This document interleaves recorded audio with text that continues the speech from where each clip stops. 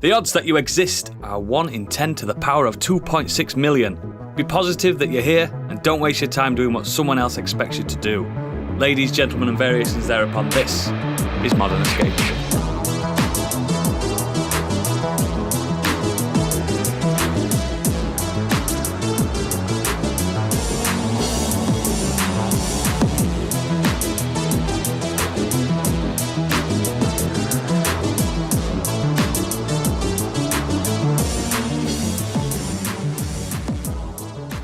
Hello and welcome to Modern Escapism. My name is Oodles, your best friend. Joining me today, my best friend Stig. Hi. And my best friend Gadget. Howdy doody. And my best friend Biggie. Hi. And my best friend Candy is off this week, celebrating probably a really positive event, and I can't wait to see her soon. Really can't. It's our last themed month ever for Modern Escapism, and this is the last month of Modern Escapism 2.0. In this episode, we'll discuss what we've done in the week in the Nexus, then we'll talk about hype living up to the hype, which is courtesy of executive producer Angry Kurt, one of our lovely patrons. Then the patrons will enjoy our green room at the end, but before all that, it's time for the news. I can't keep this positivity up. It's alright, you've got through the intro, Oodles. You're fine. You can go back to being normal now. Escort that news into us, Biggie.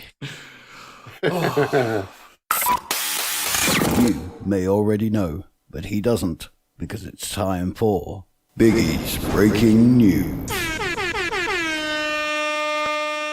In the deserts of Sudan and the gardens of Japan, from Milan to Yucatan, every woman, every man, hit me with your biggie stick. Hit me. Hit me. Je t'adore. Ecliptic. Hit me. Hit me. Unbelievable. That was truly a positive intro to the news. Right, I'm stopping it now. I'm stopping it. Wait for the main topic. Go. Several CD Projekt Red veterans have announced the formation of a new games development studio called Blank, which will focus on producing unique experiences for players. Here we go with the names. Matthias Kanek, game director of Cyberpunk 2077 and co-game director of The Witcher 3 Wild Hunt, is co-founder of the new game studio alongside The Witcher 3 and Cyberpunk executive producers Jedrzej Mroz and Marcin Jefimau. Nailed it. That's And it. rookies from Warsaw, essays Mikolaj Marchuka. Nailed it. Mm-hmm. I only put this in the news section just because the names. I just needed it. I thought you had. Been looking forward to it all week. Yeah, I mean, it's nice to see people branching off, and they've got the So is this supposed caliber. a CD Projekt spin-off or No, it's a new studio. completely separate work? New So they studio. are done. CD Projekt are dying on their asses. Yeah, clearly. It doesn't inspire too much confidence when the studio itself is called Blank, and all they've said about their studio is they will produce unique experiences for players. It's like, all right, like, why? Mhm. Like, what are you actually doing? Like, I sometimes these new studio announcement things, they're so vague. But what's happening at CD Projekt that's making them want to leave?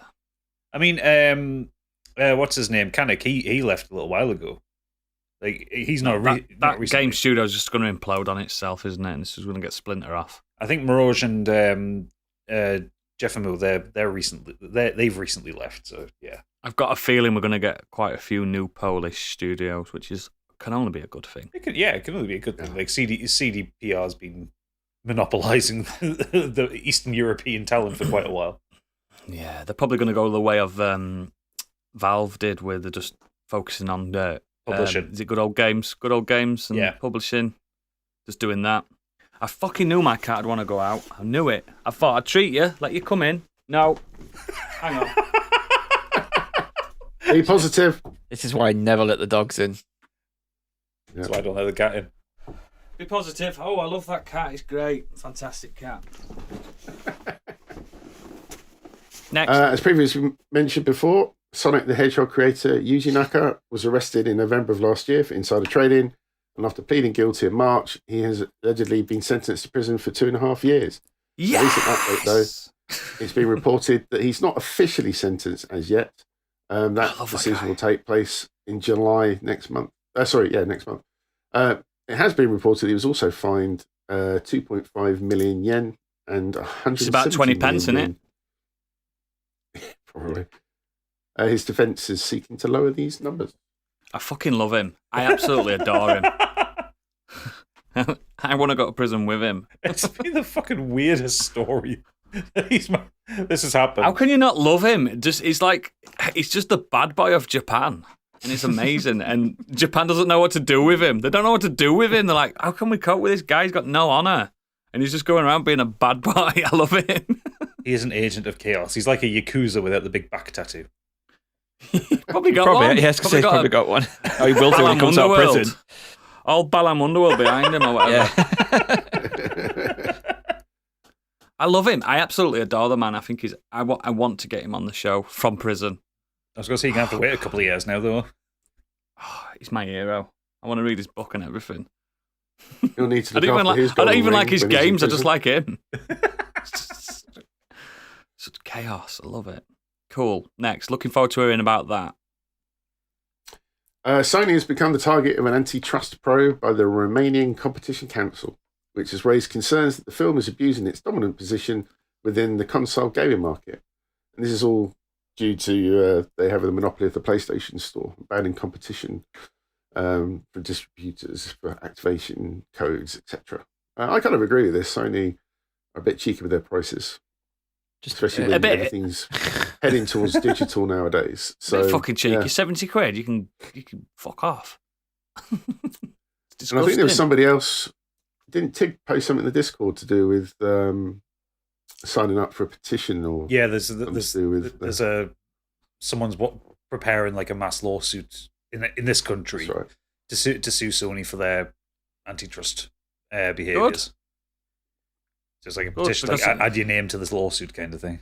Hey, you can make a digital storefront like Steam, who have been doing it for fucking nearly 2 decades. Yeah, about that. Perfectly. Oh no, Steam competitive prices. Steam has not. No, but the prices are competitive now. Oh yeah. Now, it's still the cheapest place to get AAA games.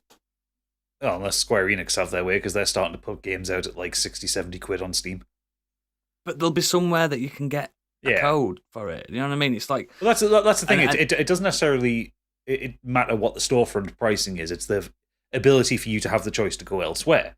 So, like, with everything on Steam, you can go to CD Keys or you can go to an EBA or whatever. Same with Microsoft. But, yeah, Sony don't even let you buy PSN credit now on key sites. No, they don't. So, it's like they are trying to wall garden it off. But, like, you know, like even Apple, Apple aren't that bad because you can get, like, Apple vouchers everywhere these days, you know? So, it's just like they're taking the piss. Do you know what I genuinely think it is? And people are going to scoff at this.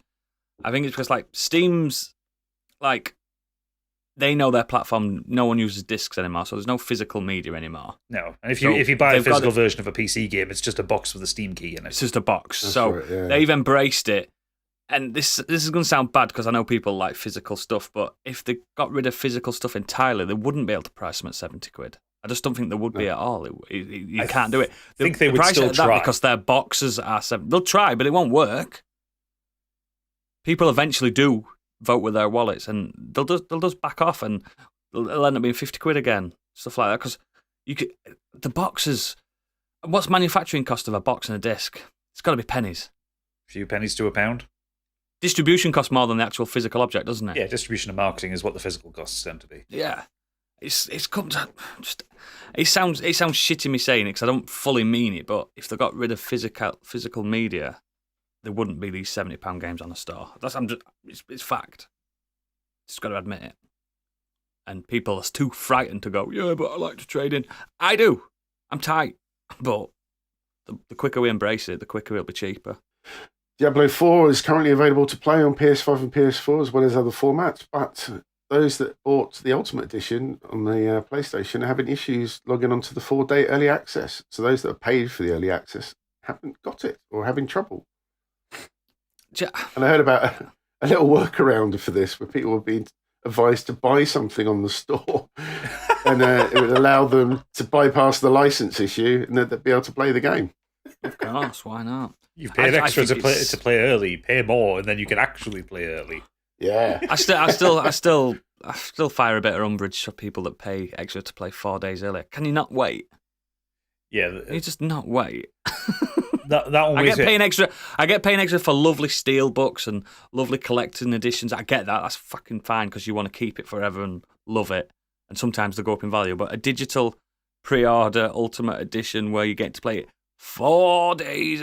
Ooh, 4 days. Fuck off. That's the thing EA started doing when they did that like EA Play thing.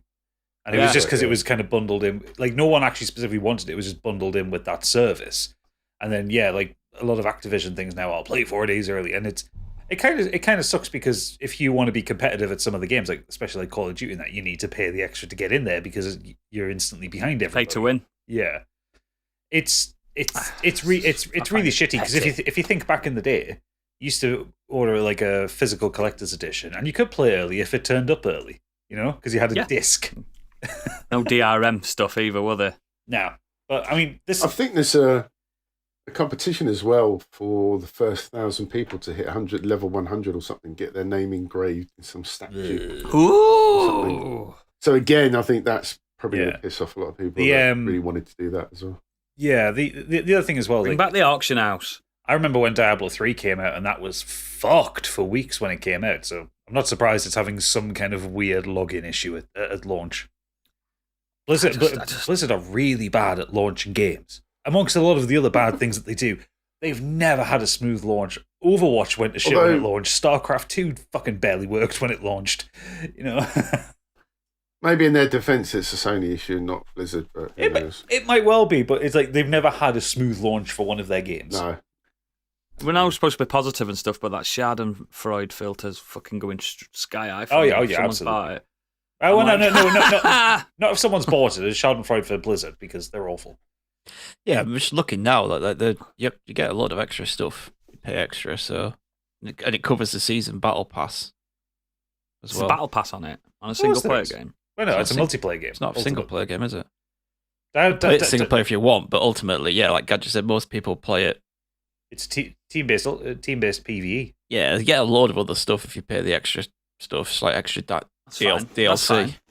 So that's fine. That's fine. I'm all about that. It isn't just like 20 quid extra for 4 days early. Looking at it, find it kind of funny.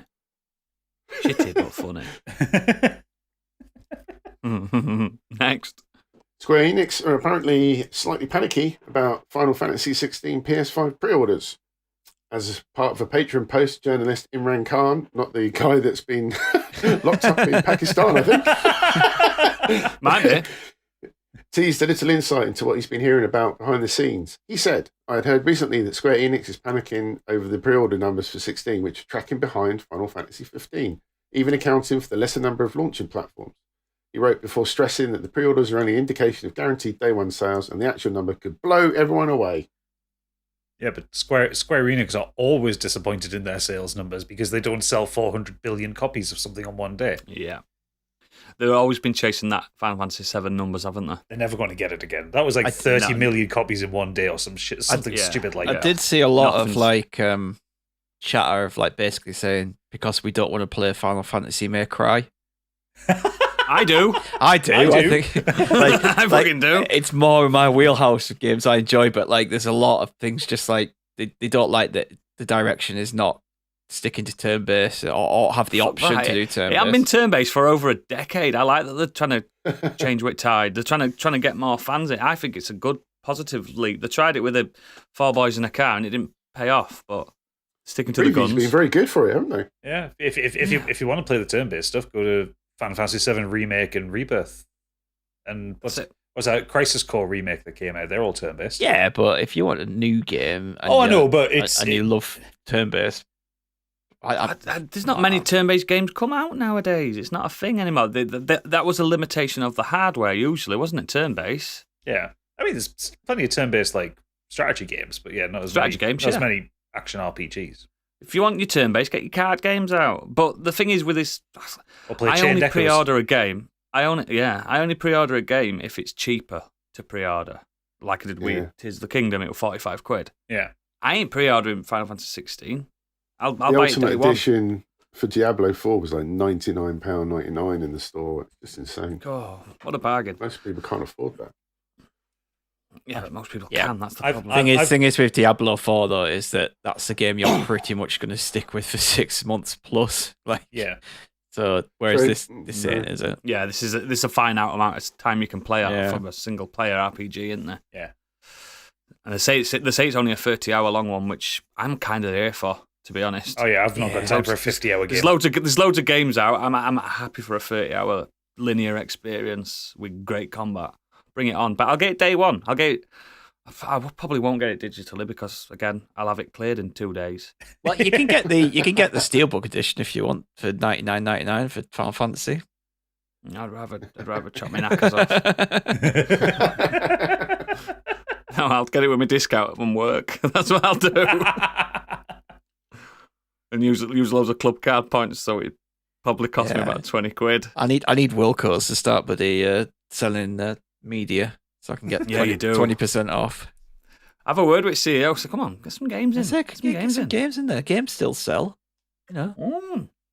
People love physical media. Come on. It's not a dying industry. Come on. Yeah, fuck pre-ordering anyway. It's fucking Final Fantasy 16. It's going to sell well. It's not going to do the fucking Final Fantasy 7 numbers because none of your games have done that since. Grow up. Be realistic. Stop spending $1 billion to make a game and expecting $1 billion back. Just fucking make a tight game. You can do it cheap. Trust me. I think they also panicked because they took a real bath on Forspoken and they're hoping this one balances out the year's numbers. It just makes me laugh though. Like Dragon Quest XI was made for half the budget that Final Fantasy 13 was created on. Look at the same company. Look at the caliber of game. You know what I mean? It's fucking one's sensational. One's a fucking clusterfuck of shite. It's just Dragon Quest XI. Yeah, mate. Yeah. It's terrible. But yeah, fuck them. Just buy it when you want it. Get it when you want it. It's cheap. It's Square Enix game. They go cheap as well. Absolutely. You can get Final Fantasy 7 Remake for about a tenner now. Nah. Fuck it. Nah. Shite. Next. Onto the world of film and TV. Mason Thames and Nico Parker have been cast as Hiccup and Astrid in the How to Train Your Dragon live action movie. Good casting. She was awesome in Yeah. The Last of Us. Yeah. Into that.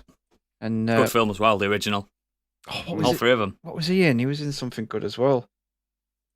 Damn it, it's gone. I'll figure it out. But yeah, I mean, again, this is just going down that Disney live action, like, you know, DreamWorks are starting to do that now, aren't they? But at least the people who made How to Train Your Dragon are doing this live action version, so they've got those same people who were involved in those films, and those films are excellent. At least I think the best films that DreamWorks have done. Yeah, by best far. trilogy. Mason Thames was in The Black Phone. The Black Phone, yes, he was good in that. Oh shit! Yeah, he was excellent. Yeah, I'm looking forward to the Minions film live action, and they're just God, can you imagine live action Minions, that nightmare fuel. Jared Leto as Bob. Get a load of people of restricted growth to yellow up and run around. A real life Gru with that nose. Yeah. It's going to be fantastic. Can't wait for that. Looking forward to that live action. Warwick Davis rubbing his hands. He is. He absolutely is. It's going to be all of them. But it's free now that Willow's cancelled. Well, yeah. Oh, yeah. That's true. That's true. Next. Wes Anderson's The Wonderful World of Henry Sugar will tell 4 short stories from Roald Dahl, his slightly darker, twisted ones that he wrote for adults. The film will star Ralph Fiennes, Ben Kingsley, Benedict Cumberbatch, Dev Patel, and Richard Ayoade. into Be it. more. I'm sure there'll be more on that as well. It's Wes Anderson, and it's always full of. Bill Murray will be in there somewhere. Somewhere.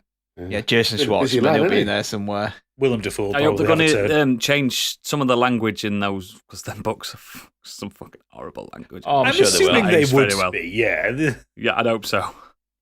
I mean, Roald Dahl was not the most PC person going. Asteroid City's not even out yet, and they're already announcing what his next project is. So He's been busy with Star Wars and Lord of the Rings as well.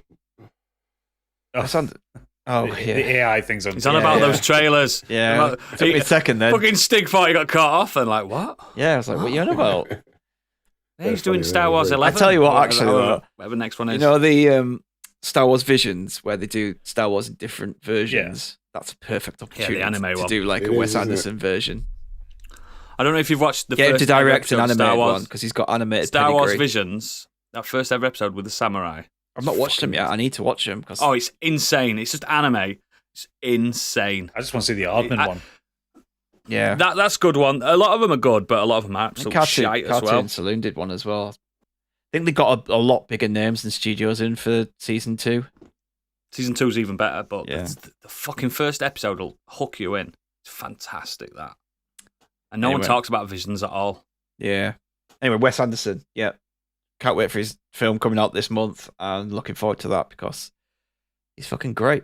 He's brilliant. He's fantastic. Absolutely He's love him. visionary. Yeah. He's an auteur.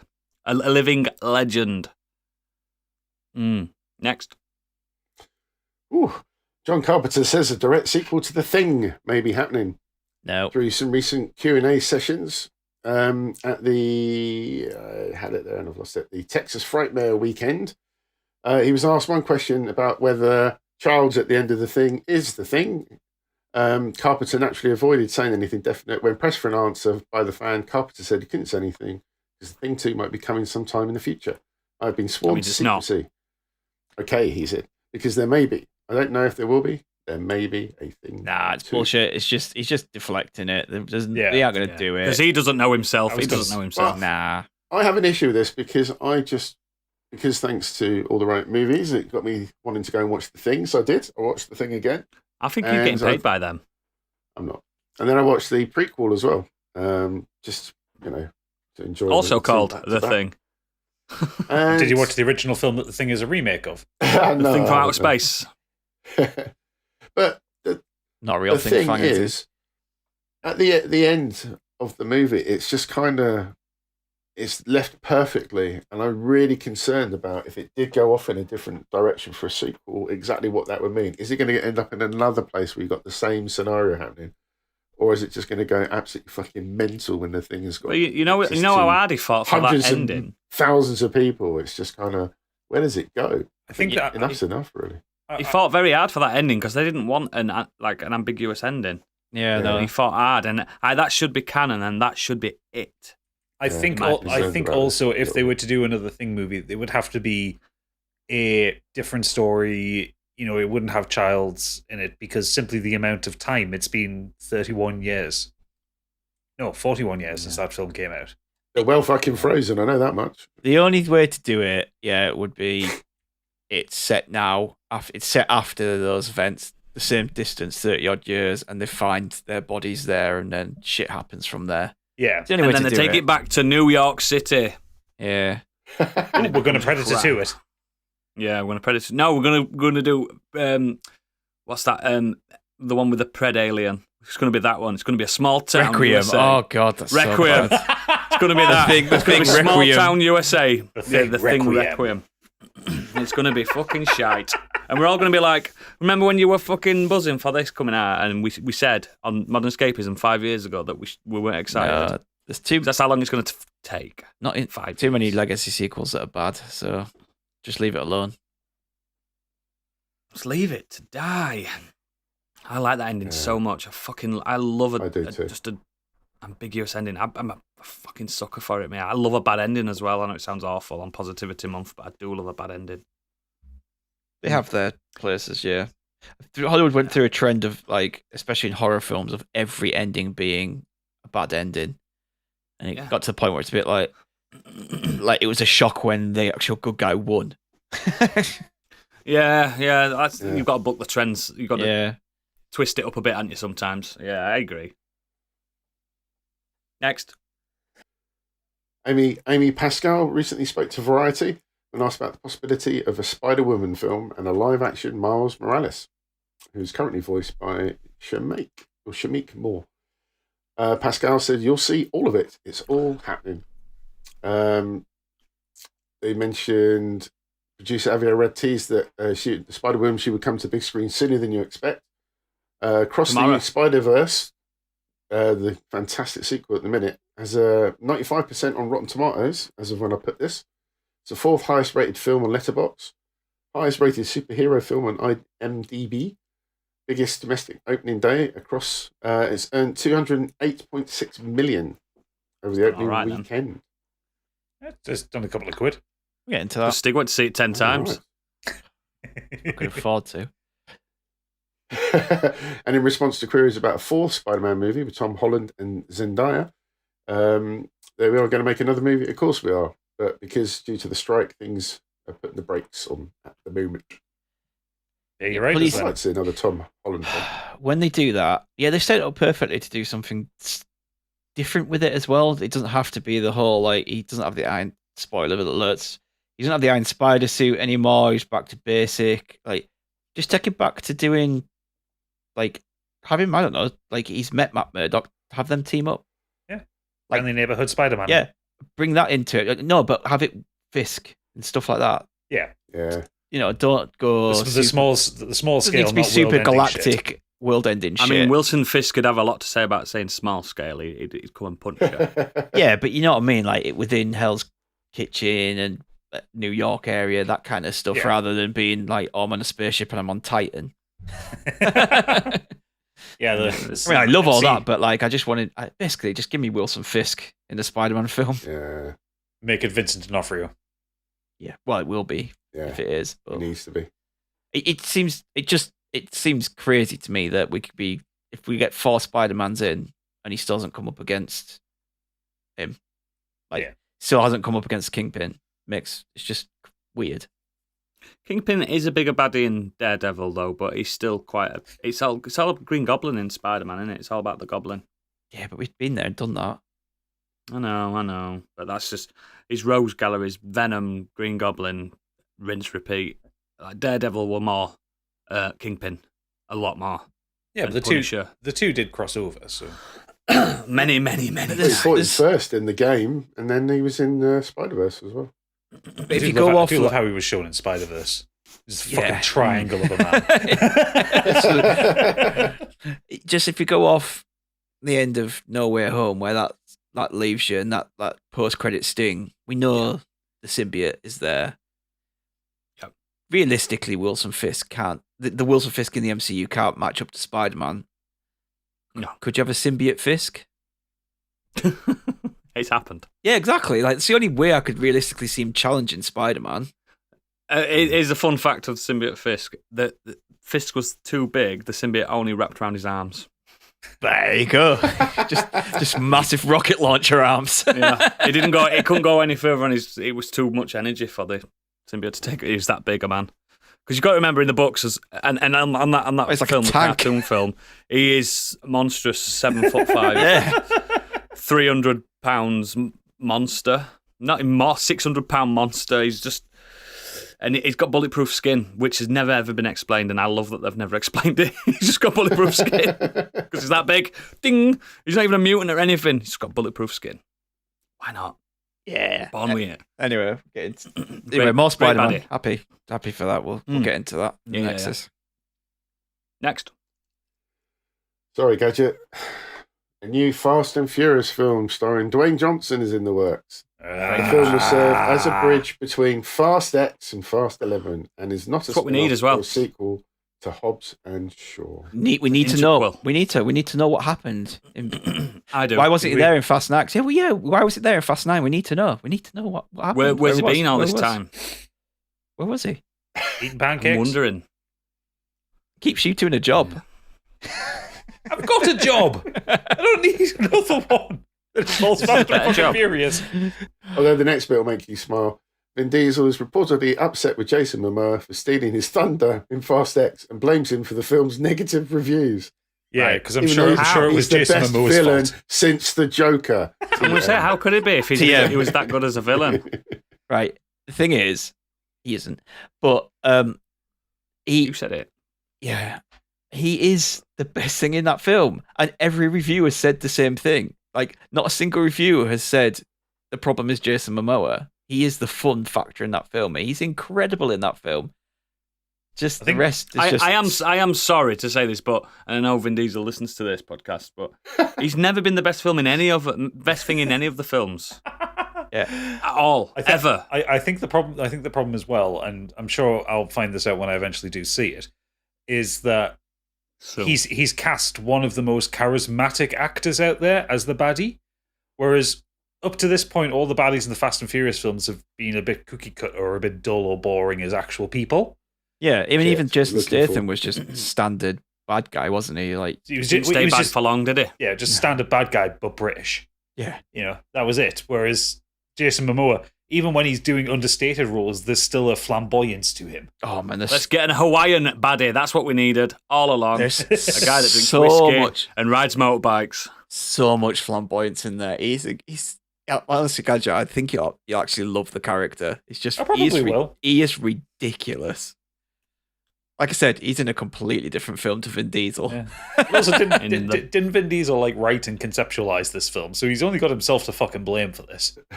Yeah, but apparently Momoa just kind of ad-libbed a lot of the way he acted and the way the character was. Because that's called Did he go, acting. my man? Yeah, I don't know if he did do that or not. He might have done. That's his catchphrase, isn't it? My man. My man. He's fun. He did He it in is June. fun. He didn't do it in June. But imagine if he did do it in June. My man. In that corridor. My I man. think he said it in like one film once. Yeah. That's his catchphrase. He did give Paul Atreides a My Lord. Yeah. It's My close lord. enough. My lord. Look, I like Jason Momoa. I don't care what anyone fucking says. Oh, he's a great. fun guy. Seems like a chill dude. And he's bonny as out. He's a Good-looking bass lad. player though. Knocks him down a Oh, couple of is days. he? Yeah. Ooh, Not the shit, be- no one's not- perfect. Not the best thing to do. Upset him when the way that film ends, like, and you still haven't filmed the next one. Like, Oh dear. That means he survives, guys. Means Spoiler he alert survives. from Stig. but it's a two-parter. 3-parter. Oh no, it's Wait. been ruined for me. Next. Finally, to the weird world web, Britain's seagulls seem to be developing an appetite for little more than just unguarded fish and chips. There are currently increasing reports of the seaside pests swooping down to make off with drug users' stashes. In particular, a group of synthetic cannabinoids known as spice. Spice users in humans can cause Spice. euphoria, talkativeness, paranoia, nausea, and mood swings. I think we're all on it. In some cases, the sedative effects are so acute that users have been compared to zombies. Also, Spice does allow you to navigate through space at beyond light speed. Yeah. I love this next one. Surprisingly enough, there's been very little research into the synthetic narcotic effects on seagulls. Incidents of the birds swooping down to nick users' stashes of the drugs have apparently been reported in Hastings, East Sussex, Margate, and Kent. I like how it's As well always the as south. It's where all the druggies live. London, Leeds, Manchester, What? and Liverpool. How dare you?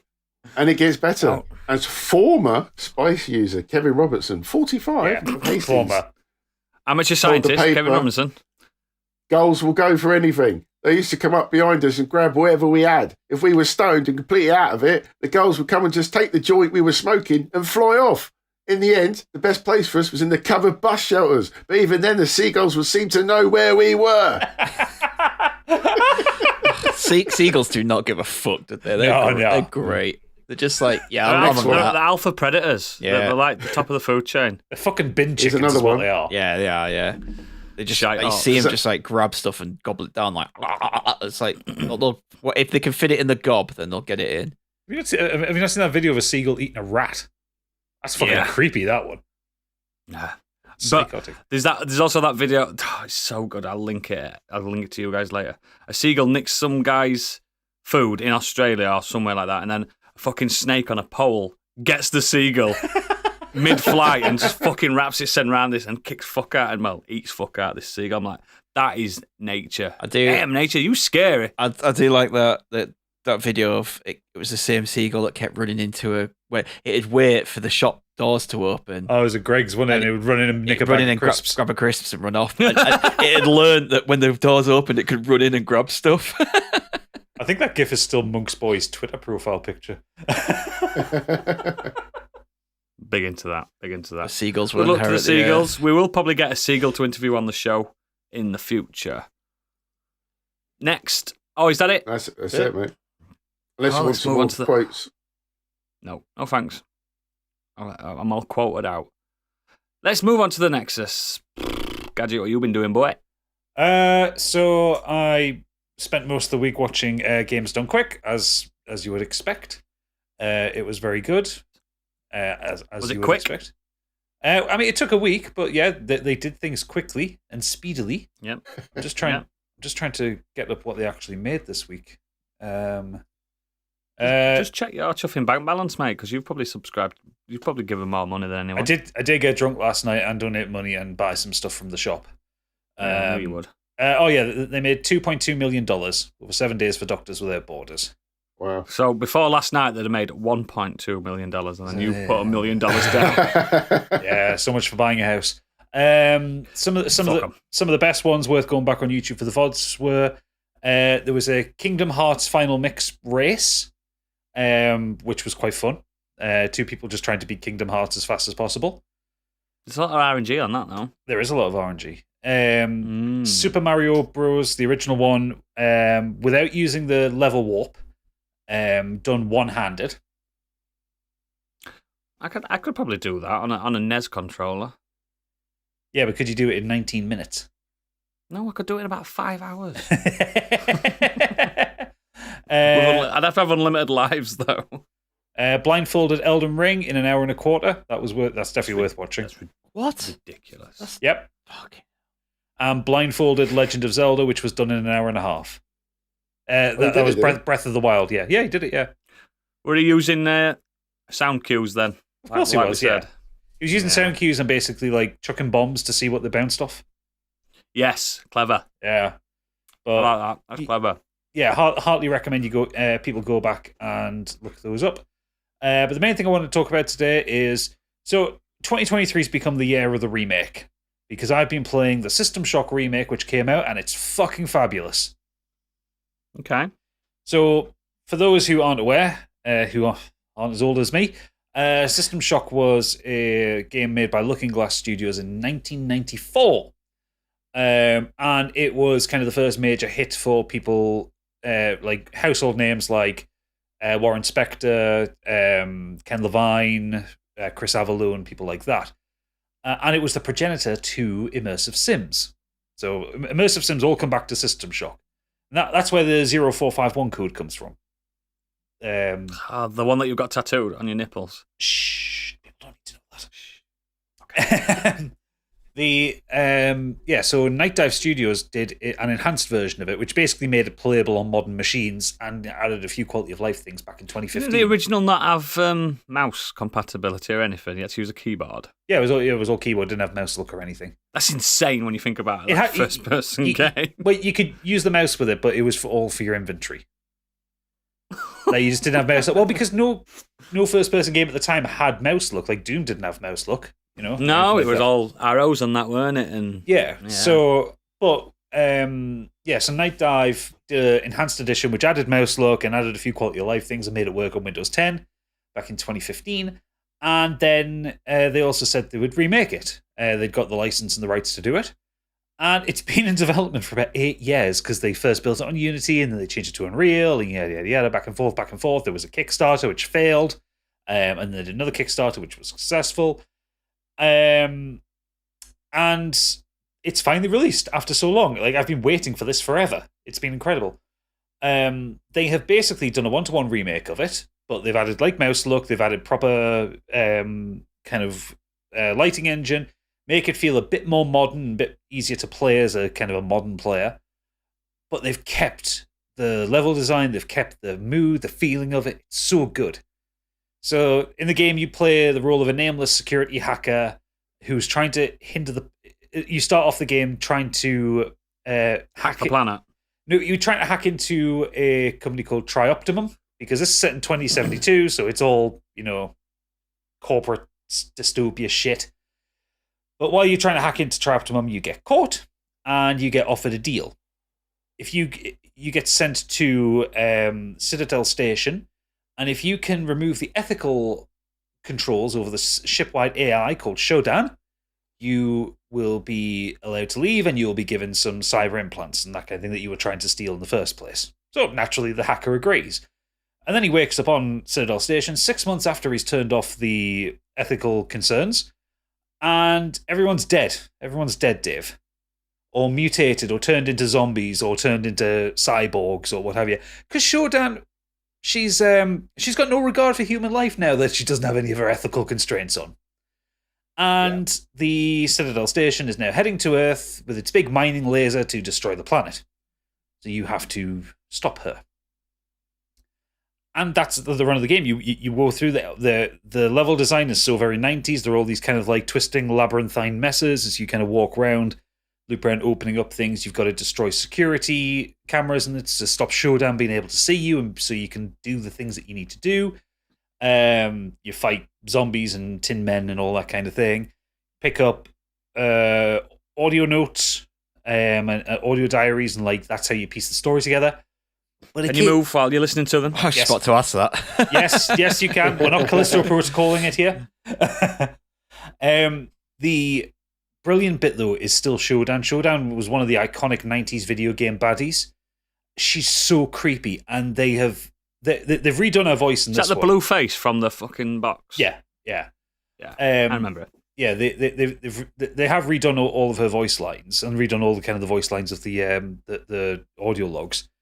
But they've kept the creepiness, the weirdness, the distortedness, the fact that like the voice will sometimes come out in stereo with different pitches because it's not a human voice. Like Shodan doesn't know how to speak like a human. It's effectively fancy text to speech, and she taunts you. She hates you. She wants to cleanse the station of you, and she will just you start off on the medical level, and you have to basically work your way down the different decks of this space station. The first time you get to the elevator that will take you up to the next level, your security level's too high, so you're not able to open it up. And she just comes over the radio and says to you, "No, this is just for me, not for you. But don't worry, you won't be around for very long. We're going to cleanse you." And then like a load of enemies come out of a monster closet. Sounds like Dane Ashglide. Cleanse you is a Yeah, term, isn't it?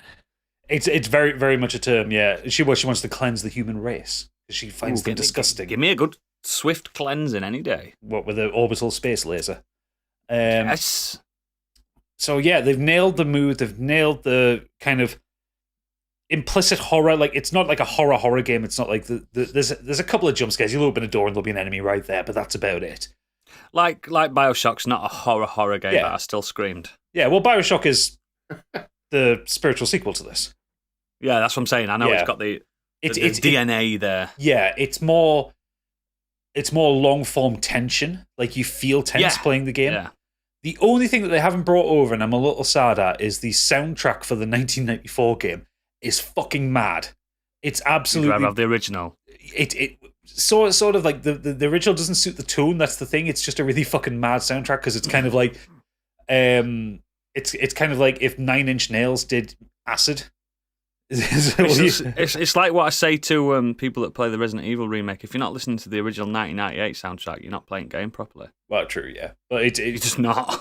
The soundtrack they've got on there fits the mood much better. It's very ambient and very tense, and you feel uncomfortable when you're playing it. It just doesn't have these mad kind of synth prog bits, which is what was in the original. But I can live without it. So yeah, I'm really, really enjoying it. It's a very 90s game. Like they haven't made many accommodations for modern players, other than like making the control scheme work, making the inventory a bit easier to use, that kind of thing. It's very much a game. If you played PC games or video games in the 90s, this will give you such a fucking dose of nostalgia. You know what? I'm fucking glad that you finally got something that actually hit. I was going to say that as well. I was like, You've had a bad run, mate. You've had a terrible run. Especially when it came to horror games, yeah.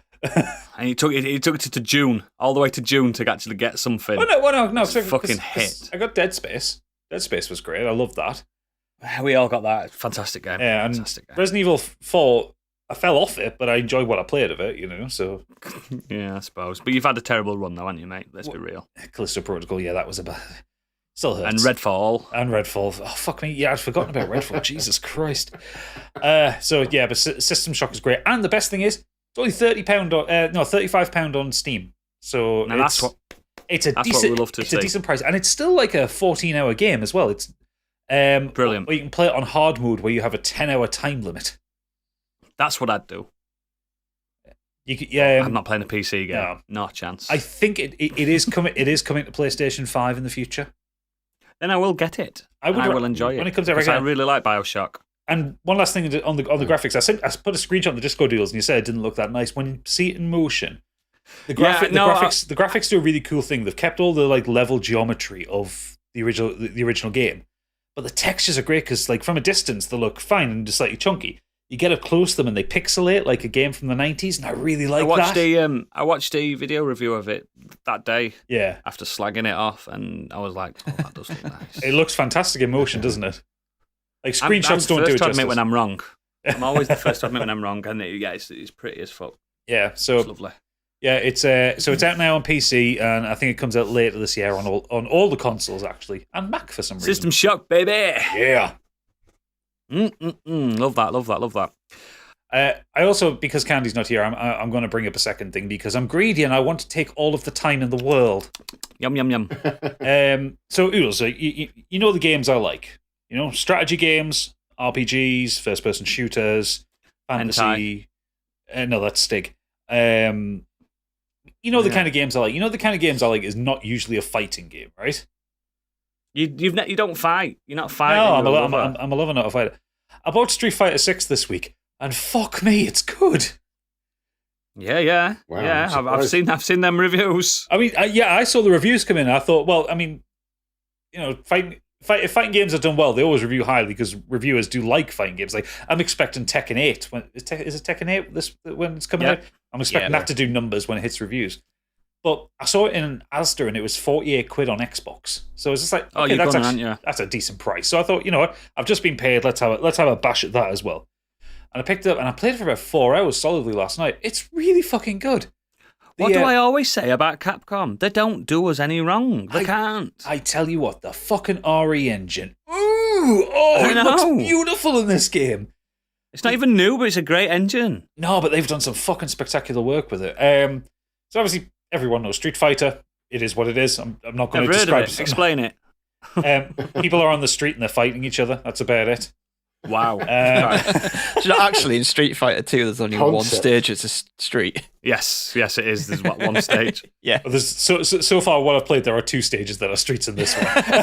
Are you trying to tell me this is a one-on-one, diverse cast of characters fighting game? That's exactly what I'm trying to tell you, Oodles. Okay. It's also the 6th mainline iteration of them.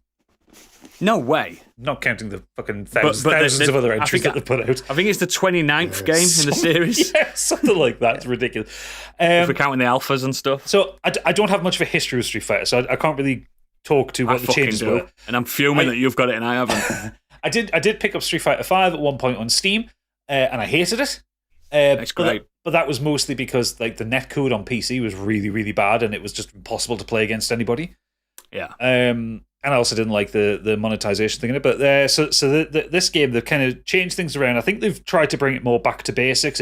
Even down to the menuing system is not as complicated as what Street Fighter 5 was.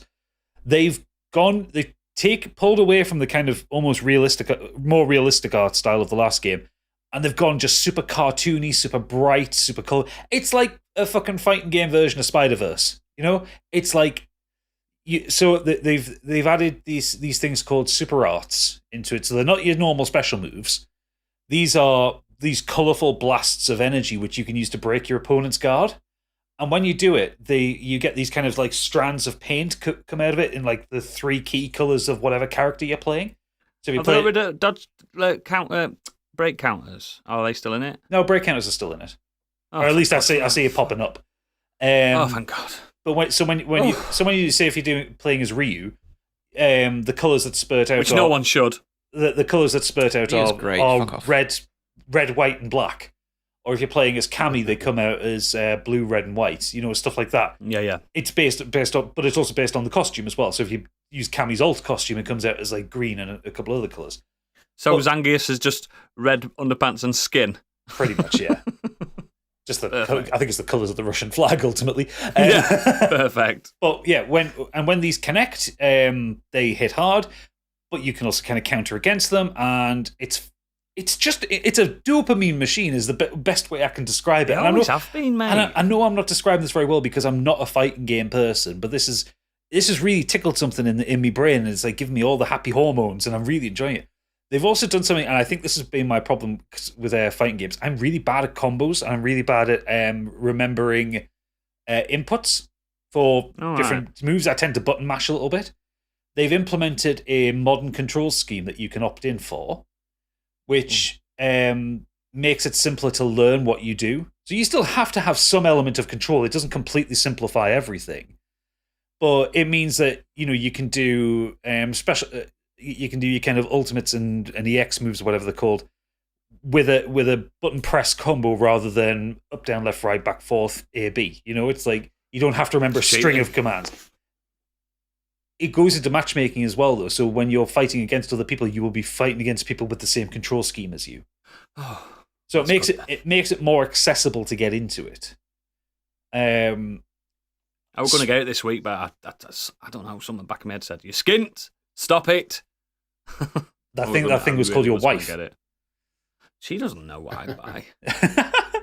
They've also added this thing in which I'm not sure I like. It's called World Tour, which is what Biggie was talking about when he brought up the demo. I won't touch that shit. Running around and doing stupid things on the street. That's the part that put me off. But if it's a Street Fighter game, then it's so fine. So I played about an hour of it and kind of got into it. For starters, in the story, you are a student of Luke, and he's a bit of a dickhead. Who's Luke? New guy on the box art. The cover. Oh, fuck that, man. Is he just a Rio clone then, is he? No, he's some. I thought he was. Well, from because you play a bit of him as the tutorial, he feels kind of halfway between. Has he got Hadoukens on him? No, Yeah, actually, no. He has some magic casting, but he's somewhere between Cammy and Ryu. Oh, so he's faster. He's very fast. Okay. Okay. I've lost against him the most when I've been playing against the computer. Okay. That's. But yeah, you're a student of him, and then he sends you out into Metro City, not Metrocity, to go and beat people up. I think it plays like Street Fighter. It plays like the Aldi version of a Yakuza game. It's not very good. I'm going to say push that mode at all, mate. I wouldn't recommend the it. only I'm going to get Street Fighter and I'm going to get a PS Plus subscription for that month, and I'm just going to beat Japanese people at stupid o'clock at night. That's all I'm planning on doing. That's all I did with 5. That's all I did with 4. I just play it at stupid time, so I'm fighting with people with the names I can't pronounce, and I'm just ranking up. I can do that for hours. They don't realise my razor focus when it comes to things like that. Fucking hell. The main thing is the core fighting engine is a lot of fun. I haven't braved fighting people online yet because I know I'm going to get my arse handed to me immediately. Can't wait. But ultimately, it's a lot of fun. It's camp as fuck. There's NPC characters in it that are gender diverse, which I find very interesting that the Japanese company nice, though, isn't it? It's very nice. The announcer in the Battle Hub Oodles, you'll fucking love him. He's camp as Christmas.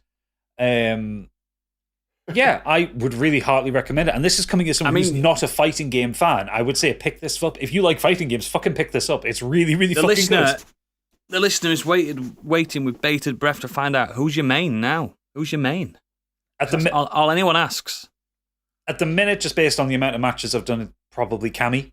But I'm... Okay, that's a strong main. He'll be at fucking Evo soon, that lad. He'll be at Evo with Cammy. I've done quite a lot with Cammy. I've done Ryu's story campaign, and I found him not pleasant Ryu's to play as. Fucking crap. He's not crap. He's great. He's crap. He- He's crap. What I You found, play as Zangief. He's a big fucking lump. Yeah, I prefer it. Shite. I found What's Blanca like in this? he looks fucking terrifying. I haven't played as him yet, but he's enormous and he's fucking Shrek green. While you've been talking, I've been watching Luke's moveset. He's nowhere near Ryu or Ken. Is he not? No. Oh, that's The good. only, That's the only, good then. literally the only thing he does is he does have a rising uppercut, but everything else is just completely Oh, that's different. good to know then. Yeah, That's good. Mm. he's more like a boxer, like kick, like all his moveset seems to be punches.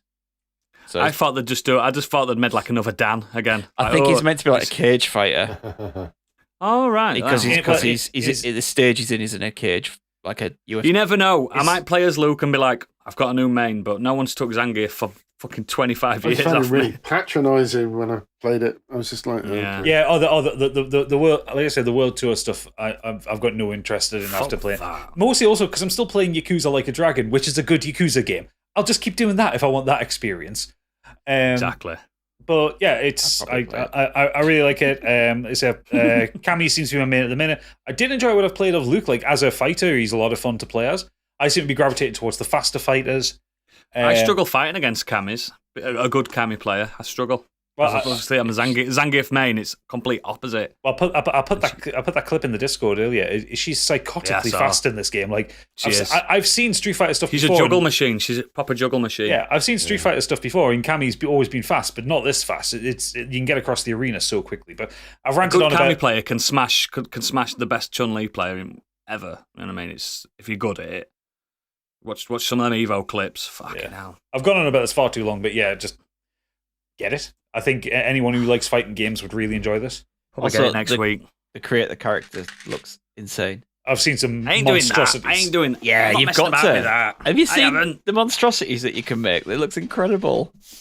Yeah, I'm not bothered about that. Can you pick your own fighting style then when you make a character? Is that where you pick? You base yourself on someone else? The fight, from what I can gather, because so the guy I built on it was kind of a big bruiser, kind of Zangief style, and he seemed to have sort of Zangief style. I think so. I think it's based on your physical attributes. So if you make like a skinny That twink, makes sense. if you make a skinny twink, you're going to fight like a skinny character. Vega. But the moves don't seem to change that much. I think it's more the impact of them. Are we missing any characters then from the main roster, from 2-3 roster? Yeah. Ooh. Got Sagat. Is Sagat in it? I love Sagat. No, so none of the original Ah. 4 bodies are in. So Yet. The characters in this one, so you've got Cammy, Lily, Yep. Zangief, JP, Marissa. JP, yeah. You'd like Marissa, or she'll step on your neck. I think I recognise Marissa. Big muscle Russian woman. Oh no, she must be new. yeah, And maybe not. Maybe not. I don't know. No, I think she is. Manon, Yeah. DJ, E Honda, Oh, DJ's back. That's good. DJ looks Dalsim, Blanca, Ken, Jury, Kimberly, Guile, Chun-Li, Jamie, Luke, and Ryu. Okay. I mean, Dalsim's there for kids to play against the dad because I always let my kids play as Dalsim because he's the cheating character that only cheaters use. Yoga. Yeah. I mean, even the bloody PC does cheats when you fight against Dalsim. Big time. Yeah, he's a cheating character. He's for newbies. Not gatekeeping Street Fighter guys, but come on, been playing it for 30 years. Grow up. Guile needs to sort his hair out. He looks like a used toothbrush at this point. Guile's a really good character to play as well if you can master Yeah, Guile. Giles Fucking is hell. good. The Gal needs to take Wanna- the. Ooh. I have played as Lily and Kimberly as well. So these are two of the new characters, and they're really interesting. Lily's like a highlight player, I think, Yeah. and Kimberly's just got massive braids that you whack people with. Oh, wow. Okay. I'm looking forward to it. I'm probably going to get it next week. I'm going to crumble Oh like a yeah, deck chair. I'll fold like a deck chair and I'll be on it. Smashing Japanese lads up at middle at night. That's my favourite thing to do ever. And I shout at them as well. Great. Japanese Right. with a Yorkshire accent. I'm like, you made this and I'm destroying it. Rah! Of course you did. Cool. Excellent. I'll go next. I've got two things. One of them's really quick. Been playing new XCOM game. The new XCOM game. Legends. XCOM Legends. Oh, not the Yes. fucking phone one. Yeah. So, Fucking get What me do you excited love saying about- there's a new XCOM game. Fuck me. What do you love about XCOM? That it's good quality tactical combat, squad based. Yeah. The classic Overwatch shuffle where you just kind of move forward a turn, Overwatch, Yeah. move forward, Overwatch. Killing Well, in this aliens. game, none of that's in it. Fucking So rude. Of course it's isn't. basically a turn-based JRPG with XCOM characters. Oh, nah. It's fucking turgid. So I saw the beta go up. It's only in beta now at the moment, and I got an access code for it, and blah blah blah blah blah. It's just fucking crap. It's just proper. It's proper crap. You know, like Is it made like- by Firaxis? Yeah. Well, the fucking name pops up at the beginning of the game.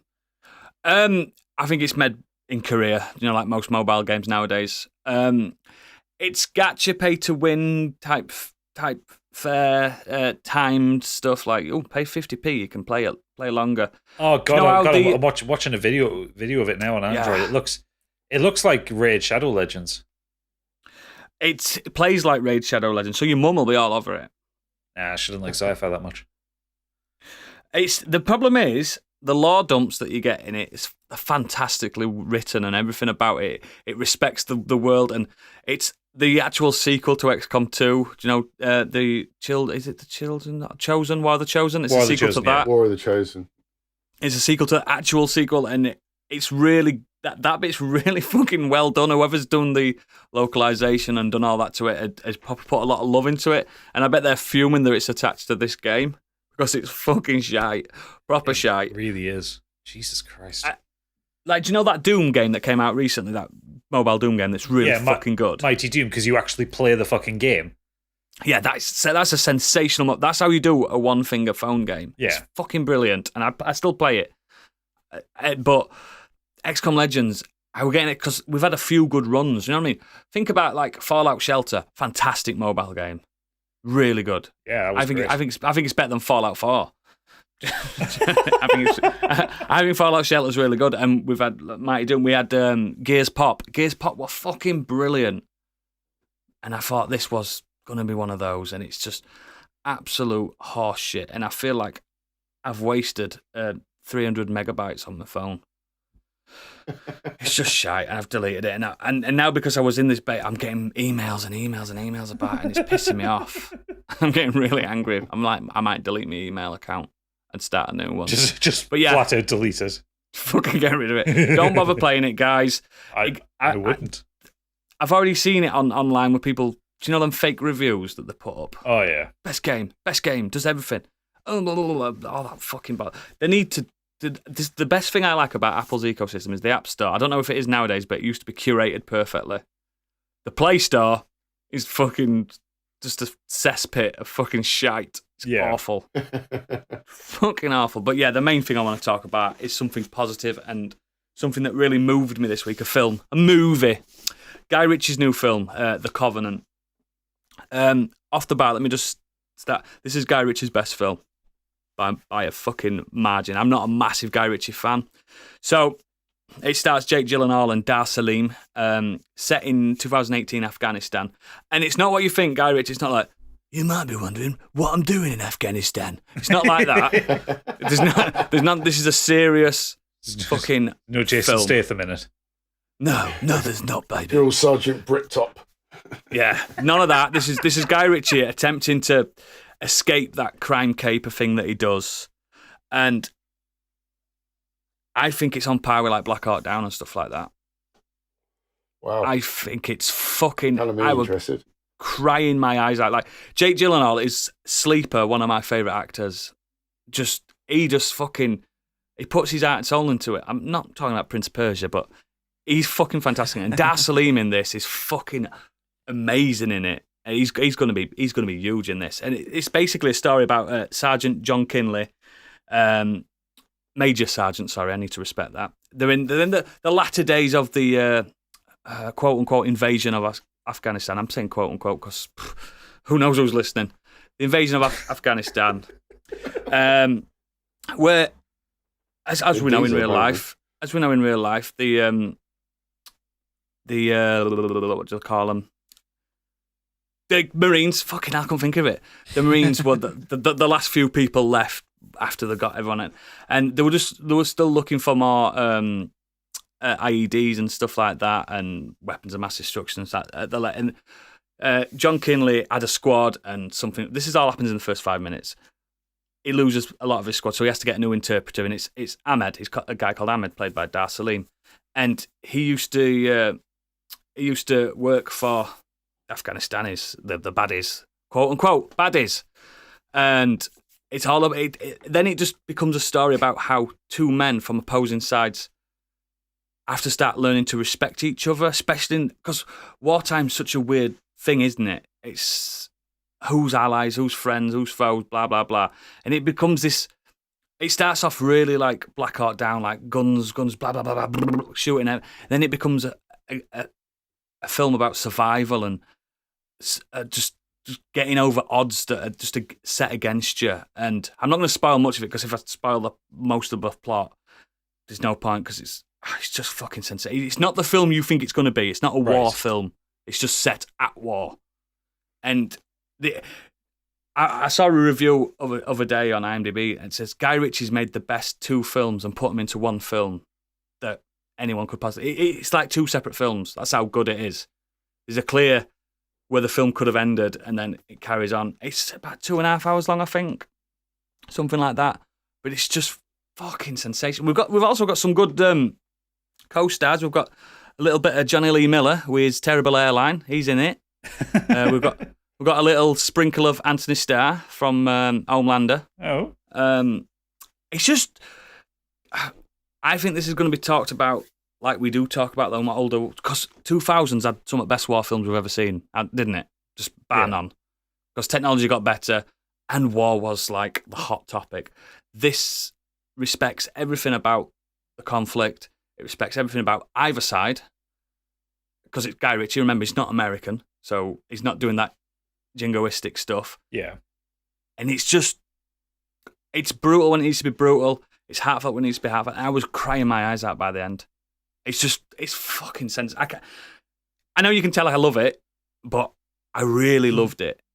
That's good. It's not my film of the year, but it's fucking there, mate. It's very fucking close. It sounds like for me out of Guy Ritchie's comfort zone as well, isn't it? I am looking forward to what Guy Ritchie can do now. If he can do this, as well as do the classics like Lock, Stock and Snatch and stuff like that, and The Gentleman, he's still got that. He can still do that whenever he wants, but now we know he can do this. This is like Spielberg level stuff. You know what I mean? Yeah. This is high tier fucking directing. Cinematography is fantastic, and the acting is just honestly, it's just fucking brilliant. I think it's on Prime. I can't remember which one I watched it on. Prime, on one of the free, one of the free ones. It's just please just put a couple of hours aside and watch it. The Covenant. It's so fucking good. Bigger, you'll fucking love it. I know you'll love stuff like this. Yeah, cool. It's just fantastic. And Stig, you're gonna adore it because it's just a film's film. It's brilliant. Please watch it. Anyway, speaking of films, I'm sure you two are chomping at the bit to fucking talk about this next film. Well, who wants to lead? That might not have been your film of the year, but this is certainly my film of the year. Excellent. Spider-Man Across the Spider-Verse came out this week. And yeah, like Biggie's touched on already, it's doing pretty well because it's fucking amazing. It's absolutely pun intended incredible. So obviously, when 2018's Into the Spider-Verse came out, it felt like something we'd never seen before in animation. They just kind of experimented with loads of weird shit and different animation styles and the way it was using the different kind of frames per second and everything like that, like blending all that together, and had this amazing story of Miles Morales kind of finding himself and becoming Spider-Man. And this is carrying on from that. It takes place 60 months after the events of Into the Spider-Verse. So Miles has been around now, kind of the protector of his corner of New York. It's Brooklyn, isn't it? He's in. Yep. Yeah. And one day, a new enemy, the Spot, arrives, who is They've done the Spot. the Spot. Yeah. Yeah. So he is kind of born out of happenings from Into the Spider-Verse, things that kind of happened behind the scenes that you didn't see, and yeah, kind of shit goes wrong, and the Spot gets free into the multiverse, and we find out that Oscar Isaac's Spider-Man 2099 has a big kind of team of Spider-Men who deal with multiversal anomalies, and in comes Spider-Woman, Spider-Gwen, Peter B. Parker Spider-Man, and a whole slew of new Spider-Men. This is clever. And Miles this kind is of gets... this is the plot from Madam Web's arc. This is clever. This. So yeah, Miles kind of gets pulled into all that, and unlike the original Into the Spider-Verse, that just took place in that was just different characters, different art styles within Miles's world, wasn't it? Now this goes to different places, so we get to see glimpses of other multiverses within this, and all that kind of different art styles.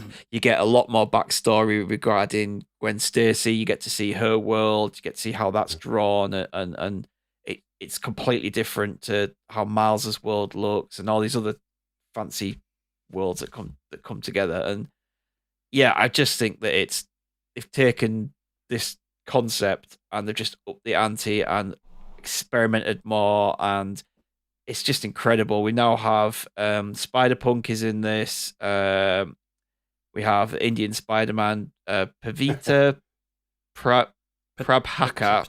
Yeah. That's awesome.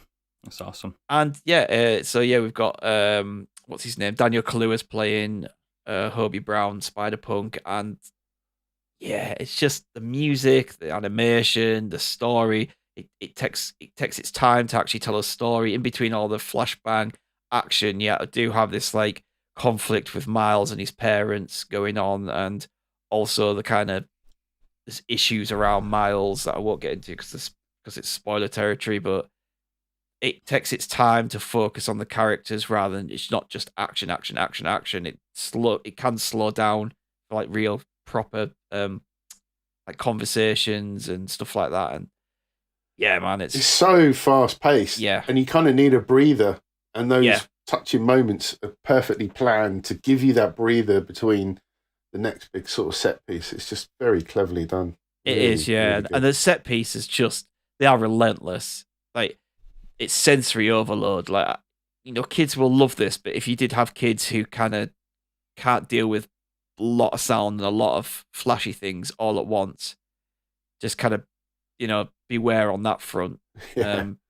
Maybe wait till it comes out at home before you take them to go see it. But if you can handle just everything just flying at you 1,000 miles an hour, then it's incredible. And just it's so seamless, even though it moves so fast paced, and the music that's keeping up with it. The music is incredible as well. Like the score just keeps pace with all the action. As good as the first one. Yeah. You don't miss stuff.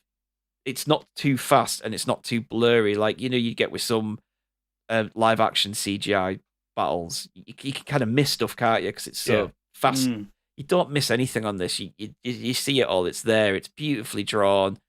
All the different kind of versions. And like Spider-Punk is, the way they did him is incredible. And apparently it took them ages to try and get it to work within that world, because he's drawn and moves completely different.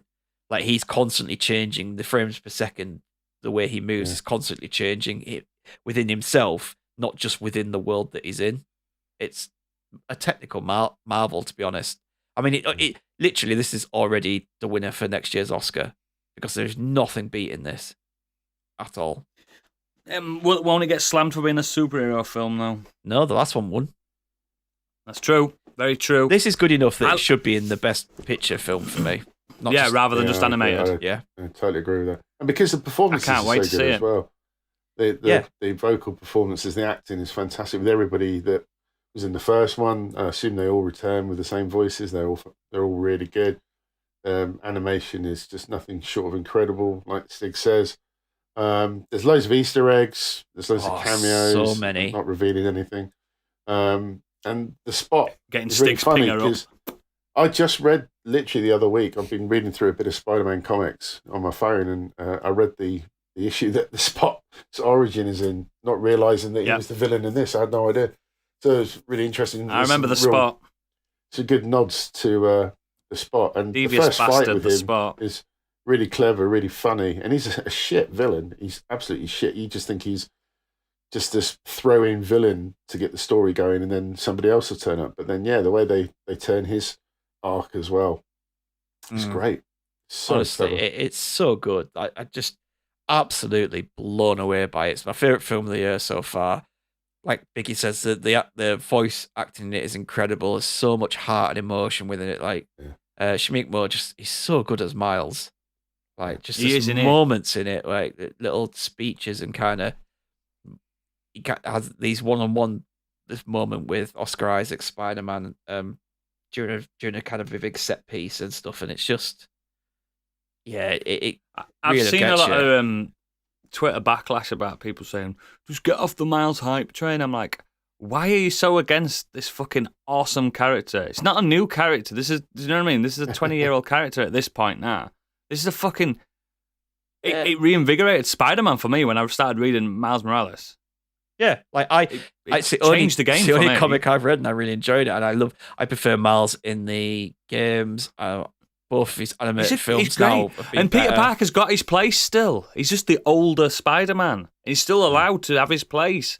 And it's the bounce off each other perfectly in the books and stuff like that. Yeah. And I just hate how people are just on his back. And we know why. I'm not going to say why. We know why people are on his back. But he's fucking grow up. He's such a sensational character. And again, reinvigorated a 70-year-old character perfectly. They tried reinvigorating Spider-Man in the 90s and it never worked because they let Todd McFarlane have a go at it. And it just turned into edgelord Spider-Man. Do you think it's all right to mention the end, Stig? The very last second. This is in so much so that this is a two-parter. So we knew that. I had no idea. Yeah, I had no idea. We knew that. They said that. What's the next one? Beyond the Spider-Verse or something. Yeah. It was really funny that doesn't come out till that comes out in March, so we don't have long to wait. Really, it's not like we're going to be waiting 2 or 3 years. There's a nice apparently already this is one of the. Sorry, it's already one of the longest animated films ever made. Oh yeah. It's a long movie. It's 140 minutes. Yeah, but it's really funny because right at the end, when you get the big build-up and then it goes to be continued. Literally as that happened and the film ended, somebody in the cinema shouted out, "What?" Because they didn't even realise that it was ending. It's there. because they've not done to be fair. Originally, it was called Across the Spider-Verse Part 1, but then they changed they took the Part 1 out of it. So I was sat there thinking, I'm pretty sure this is a one-parter, but it seems to be. It's been going on a while now, and it's not wrapping up. And then it kind of wraps up to be continued. Like, okay. But it does all this like really cool stuff. All these like comic flashes in there as well. So because Spider-Punk's like proper Landan, like he throws in. Is it the English one? Yeah, he throws in like Cockney rhyming slang, and then it'll pop up on the screen in like a little comic book box. Saying, is it the Spider-Man with the denim jacket, leather jacket with spikes on his? Yeah. That one. And he's like, all right. And then it'll tell you what really it means, and then like they have transition scenes which like show like a comic book front and the all the different Spider-Men. Like it's amazing. There's like Biggie said, there's loads of references to other Spider-Men that you will know, that general public will know, comic book readers will know, and then they've just obviously clearly just thrown in some absolutely batshit made their own up funny ones. Yeah. The Indian one is brilliant. He gets his own introduction with the very quick. This is how I became Spider-Man, and there's a very quick intro with very much like the first movie. It's very well done. Is there more than 3 multiverses in this? Because that's the standard Marvel have set for us so far with Doctor Strange. I'm not sure I'm going to be able to take more than 3 multiverses. There is more than 3. Some of them are fleeting, but there is. But keep in mind, obviously, this does kind of bring Miles back to a lot of the story at the beginning. I'd rather the first hour takes place in Miles' own universe. I'd rather have just being facetious. a few spare moments in multiverses than one quantum realm. I'll tell you that much. Oh yeah, big time. I'll tell you what, I said to, I messaged Stiggy straight after I'd seen it, and I said, I just want to see it again straight away. And there's not many movies. Well, you should have that I can turned say. around and gone back in. I'd love to have done. To be fair, that's encouraging because that's how I felt when I saw the first Spider-Verse film. Like I bought it digitally because I didn't get a chance to see it at the cinema because of things going on at the time, and I bought it digitally when it came out, and I watched it, and then I immediately started it over again. I've only seen the original one once. I loved it. I would say make a trip to the cinema to see this. It's incredible. I can't. Yeah, I agree. You know, you can. You can. I can't. And I'll say this right now. You know how Kevin Feige has the keys to the MCU and James Gunn has the DCEU? Yeah. Lord and Miller should be given the Sony Spider-Verse. Just give them the keys. Say, you are the heads of the Sony Spider-Verse. Sort our fucking shit films out. I don't even like that there is a Spider-Verse. I think it shouldn't be a thing. I know, but in general. they own it all, and they're doing all these spin-offs. You've got two guys here who are the writers and executive producers of these two films, and they produced the two best Spider-Man films, in my opinion, and two of the best comic book films ever. Why? Into the If they nail Spider-Verse the next one. is easily the best Spider-Man film I've seen. This is better. Easily. Yeah. Oh, that's good. I think if there they you go. nail this for the third one, then it'd be like best trilogy ever. Yeah. Well, honestly, I'm why can you not not a massive Spider-Man fan, but I like when they get the essence of the books right. Yeah. 'Cause Sam Raimi didn't. Maybe he kind of did in Spider-Man 2. And Mark Webb didn't. Yeah. But what I'm saying is, like, if you want to do all these Spider spin-offs and Spider-Verse movies in Sony, you got two guys there who are writing your characters properly. Use them. So yeah, incredible I'd film. agree with that. Best film of the year so far.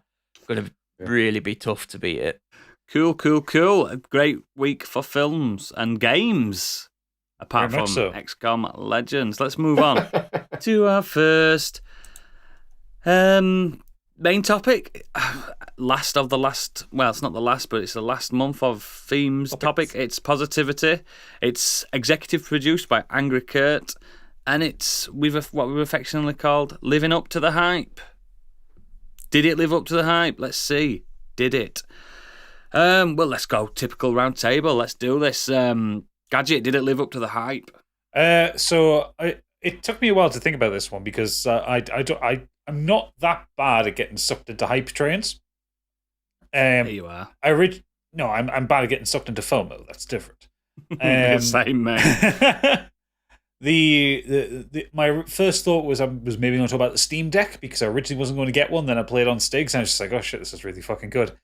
Hype. Hype, lots of hype on that one. But actually, the one and then I was going to talk about Succession, but so I thought about something that I remember people talking about a lot.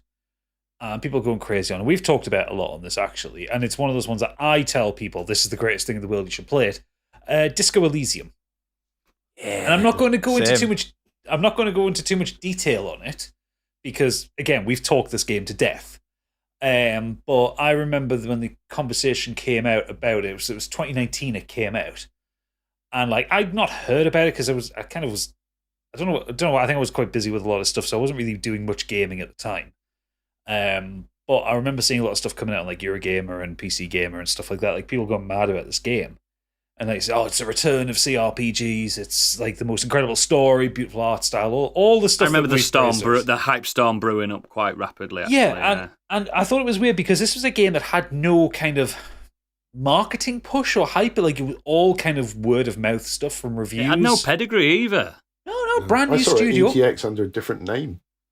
I think it was just a different name. It was just Elysium for a while, wasn't it? Something like that. I think it had another name before that as well. Yeah. I can't remember what it was originally called at ETX, but yeah, it was different. Yeah, I remember the early views of it. And there was touting no combat. There's no combat in this. I was like, how can you make this work? But then I remember all the games I played. It was on PC back in the day. There's a little bit of combat. Yeah, there is a little bit. It was originally called No Truce with the Furies. That's the one. That's it. and then they changed it to Disco, then Elysium, then Disco Elysium. Yeah, which made it's a way better title. It's a way better title, especially because you play a Disco Superstar. Yeah, exactly. Well, at least I did when I played it. Well, it was one of those games that it came out of absolutely nowhere, had no pedigree. Yeah, it was at EGX, but it was a little bit like when the first Witcher game came out. It was just like a small studio bringing a computer, saying, "Hey, look at that thing." it's shit. And it took me well into the pandemic to actually play it. It was like, maybe it was late summer of 2020. I feel like you were chatting about that when we were chatting about Last of Us 2. Yeah, it was about that time that it came out. Actually, I feel like you're because we were all like saying, "This is so sad and brutal," and you're like, "I'm having a whale of a time over here." I've just beat up a crypto fascist. Yeah, I recall that little dichotomy happening between. It was checkings. It was one of the. It was like I say, it was in the depths of the pandemic, so I was playing a lot more games, like trying to find stuff to do.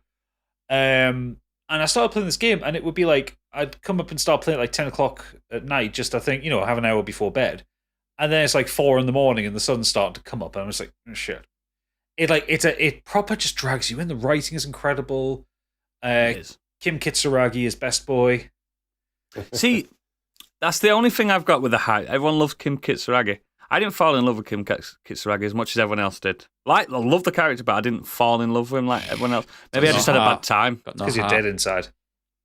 No, I love the game. I've played it 3 times, but Kim Kitsuragi never hit me like everyone else.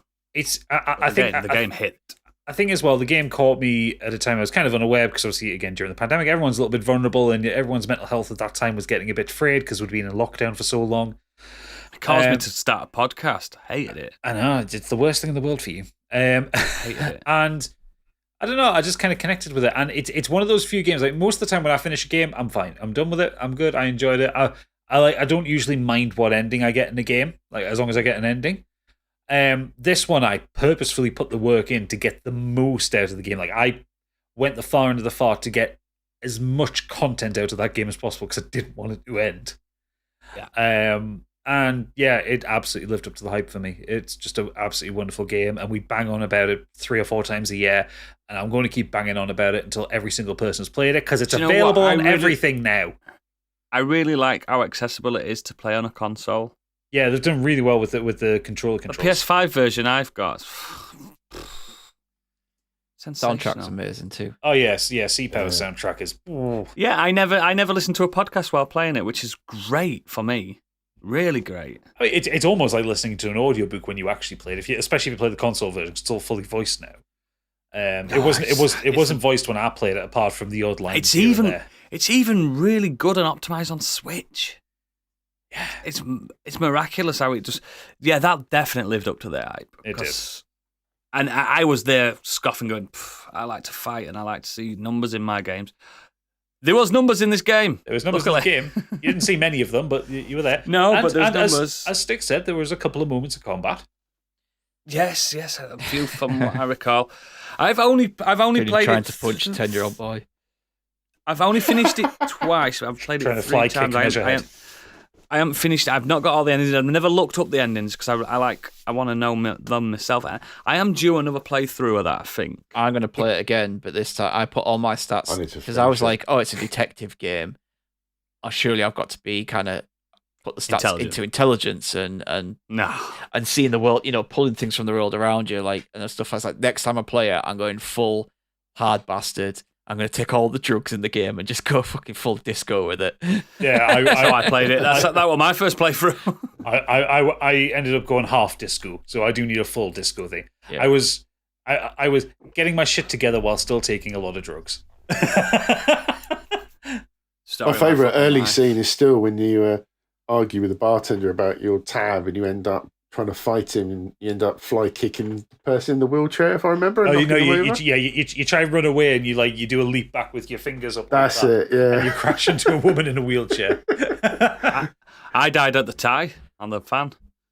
I still like the first conversation you have with another character is where you meet the woman on the balcony at the hotel. Balcony. Yeah, and you get down the conversation line. He's hung over the fuck, and you come and the line says in the dialogue box to choose like ask her out or something like that, and the line that comes out of Harry is, "Would you like to make fuck with me?" Yes. And I fucking howled laughing at that. I've seen that T-shirt in the wild. I've seen that, and I went, and I pointed, and he pointed back at me, and we both went, we knew. They're the kind of gaming merch I would wear. Yeah, definitely, I would wear that T-shirt. But he probably made it himself, didn't it? Probably. But yeah, great pick. If you got more, we'll circle back round. And we've got more for the Green Room as well. First one I want to say that really lived up to it. There's a bit of a story to it. So, Grand Theft Auto Vice City was a game that really changed how I started playing games. Exceptional game. At that time, I was playing JRPGs. I know, weird that for me. And I wasn't interested in these 3D adventure games, action games, and I didn't like Grand Theft Auto 3 at all. I know, whoa, what a horrible bastard I am. Vice City changed that for me. I fucking adored every second of it. And then the hype cycle started kicking in for a little game called Grand Theft Auto San Andreas. And I was there thinking, it can't be good. And then it was like, then I was finding out, it's set in the early 90s and it's gangster rap and we've got Bloods, Crips and stuff like that. I'm like, I love that time in history. I mean, I'm glad I didn't live there, but I love that type of time in history. I wouldn't have lasted 2 minutes. And the hype was kicking in. And then this is back in the day when people were reading magazines and stuff in playgrounds and stuff and telling me, one of my mates got Play magazine, Player magazine. Player was a magazine, yeah. That's what I remember in my head. And he's like, look at this. They've released the map. And then it kicked in big style. I was like, how can they do this on this platform? How can they make such a vivid map of a state of San Andreas? Because it's supposed to be California, isn't it? Yeah. The full state. How can this work? And it came around. And I remember the week before, I was shaking with anticipation, like shaking. I can't cope. I can't deal with it. I didn't have my own money then, so I was getting it bought for me, luckily. We bought it from Blockbusters, because people forget they still sold games as well. Yeah, they did. Didn't have to just rent them. And we got it from there, and Blockbusters was down bottom of my street. And I remember running home with it. I tripped up and smacked my chin and cut my chin open. I've got a scar on my chin with it. And even though I cut my chin and the blood gushing and I patched it up, I still managed to put the disc in and play about 3 hours of the game. Until my mum's like, yeah, let's go get that stitched up at the doctor's, the walk-in clinic. Yeah. And I was, and for that summer, I was just San Andreas. It lived up to every. I wasn't ready for how good they could do.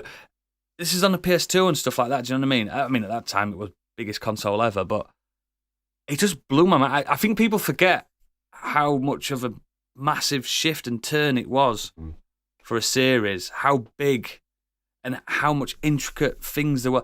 You could have a big fat Carl. You could have a big muscly Carl. You could have a skinny Carl. There was so much you could do. You could go to the gym. You could go to dates. Tattoos. There was so much you could do. Yeah, there was so much. I was just lost in this world for so long. You didn't drown. Swimming. Yeah, you could swim. BMX. The first vehicle you ride is a BMX, and it's like they never did anything like that. And it was just, and it was perfect at that time, and I think it absolutely lived up to all that hype, and it deserved. At that point, it then turned Rockstar to me into the ones to watch. They are the bosses of their own universe. You know what I mean? Yep. Grand Theft Auto 4. In hindsight, let me down a little bit, but the DLC for Grand Theft Auto 4, some of the best content they've ever produced. Gay Tony's the Ballad of Gay fucking Tony's sensational, incredible. I still enjoy it, and it wouldn't. Actually. I still enjoyed it, but it wouldn't. Gay Tony wouldn't have existed without Grand Theft Auto 4, so I still respect that as well. And 5, I've still never completed 5, and I should. I really should. Yeah, same. But 5's just everything, isn't it? It's more than just that one little game. It's everything else, right? And I just think. In general, Rockstar live up to the hype. I can't think of a massive miss since San Andreas. Can you? No. No. You're going to It say just it? hit. Red Dead 2 was just that lived up to the hype. Warriors. They did the Warriors, didn't they? I loved the Warriors. I never played Red Dead 1, so it wasn't like I had any attachment to the characters. It was just like, looks incredible. It's huge, open world, like Western, and that game is incredible. I think they live up to the hype so much. And San Andreas, Vice City came out of nowhere for me. I didn't expect it. So I bet there was a hype cycle because I know people loved 3. I didn't love 3. I liked 1 and 2. There wasn't so much a hype cycle because it came out literally 12 months after 3. Yeah, just bang. It's this fucking amazing game with the best soundtrack ever made. Yeah, so, but there wasn't a chance for a hype cycle. I think it was it was at E3 that year. And then there was some trailers leading up to it. But basically it was just like, hey, you like Grand Theft Auto 3? Buy this. And then it was like, it's colourful. Yeah, and there was like 2 and a bit years until San Andreas, and that's when they built the hype. What I loved about San Andreas was, the production values went up. That's like Samuel L. Jackson did a voice in it. There were a load of celebrities in it. Yeah. But I liked the fact that you could drive from Los Santos all the way around to the Las Venturas, San Fierro and Las Venturas without loading screens, which is an impressive thing for a PS fucking 2. Like, I know it's got fog, but we didn't see fog then, did we? We didn't see it. No, like if you go back and play it now, it's a bit foggy. Although you should not go back and play the fucking remastered versions that came out. I haven't. Yeah, I haven't touched them now. I think they're fixed, but wouldn't trust us. I would look if I were to play one of those. Of the game. if I were to play one of those remasters, I'd play San Andreas because that's the one that I've got such. You don't understand. Vice City for me. I loved that game. Vice so much. City's incredible. Vice City's incredible, and it's got the better soundtrack. But there's something about San Andreas that's just. And I get why they went back to that state for 5 because I bet a lot of people were the same as me. Perfect age. I weren't old enough to play it, but still perfect age to play it. And do you know what it did for me as well? Their comedy. It was British style comedy set in America.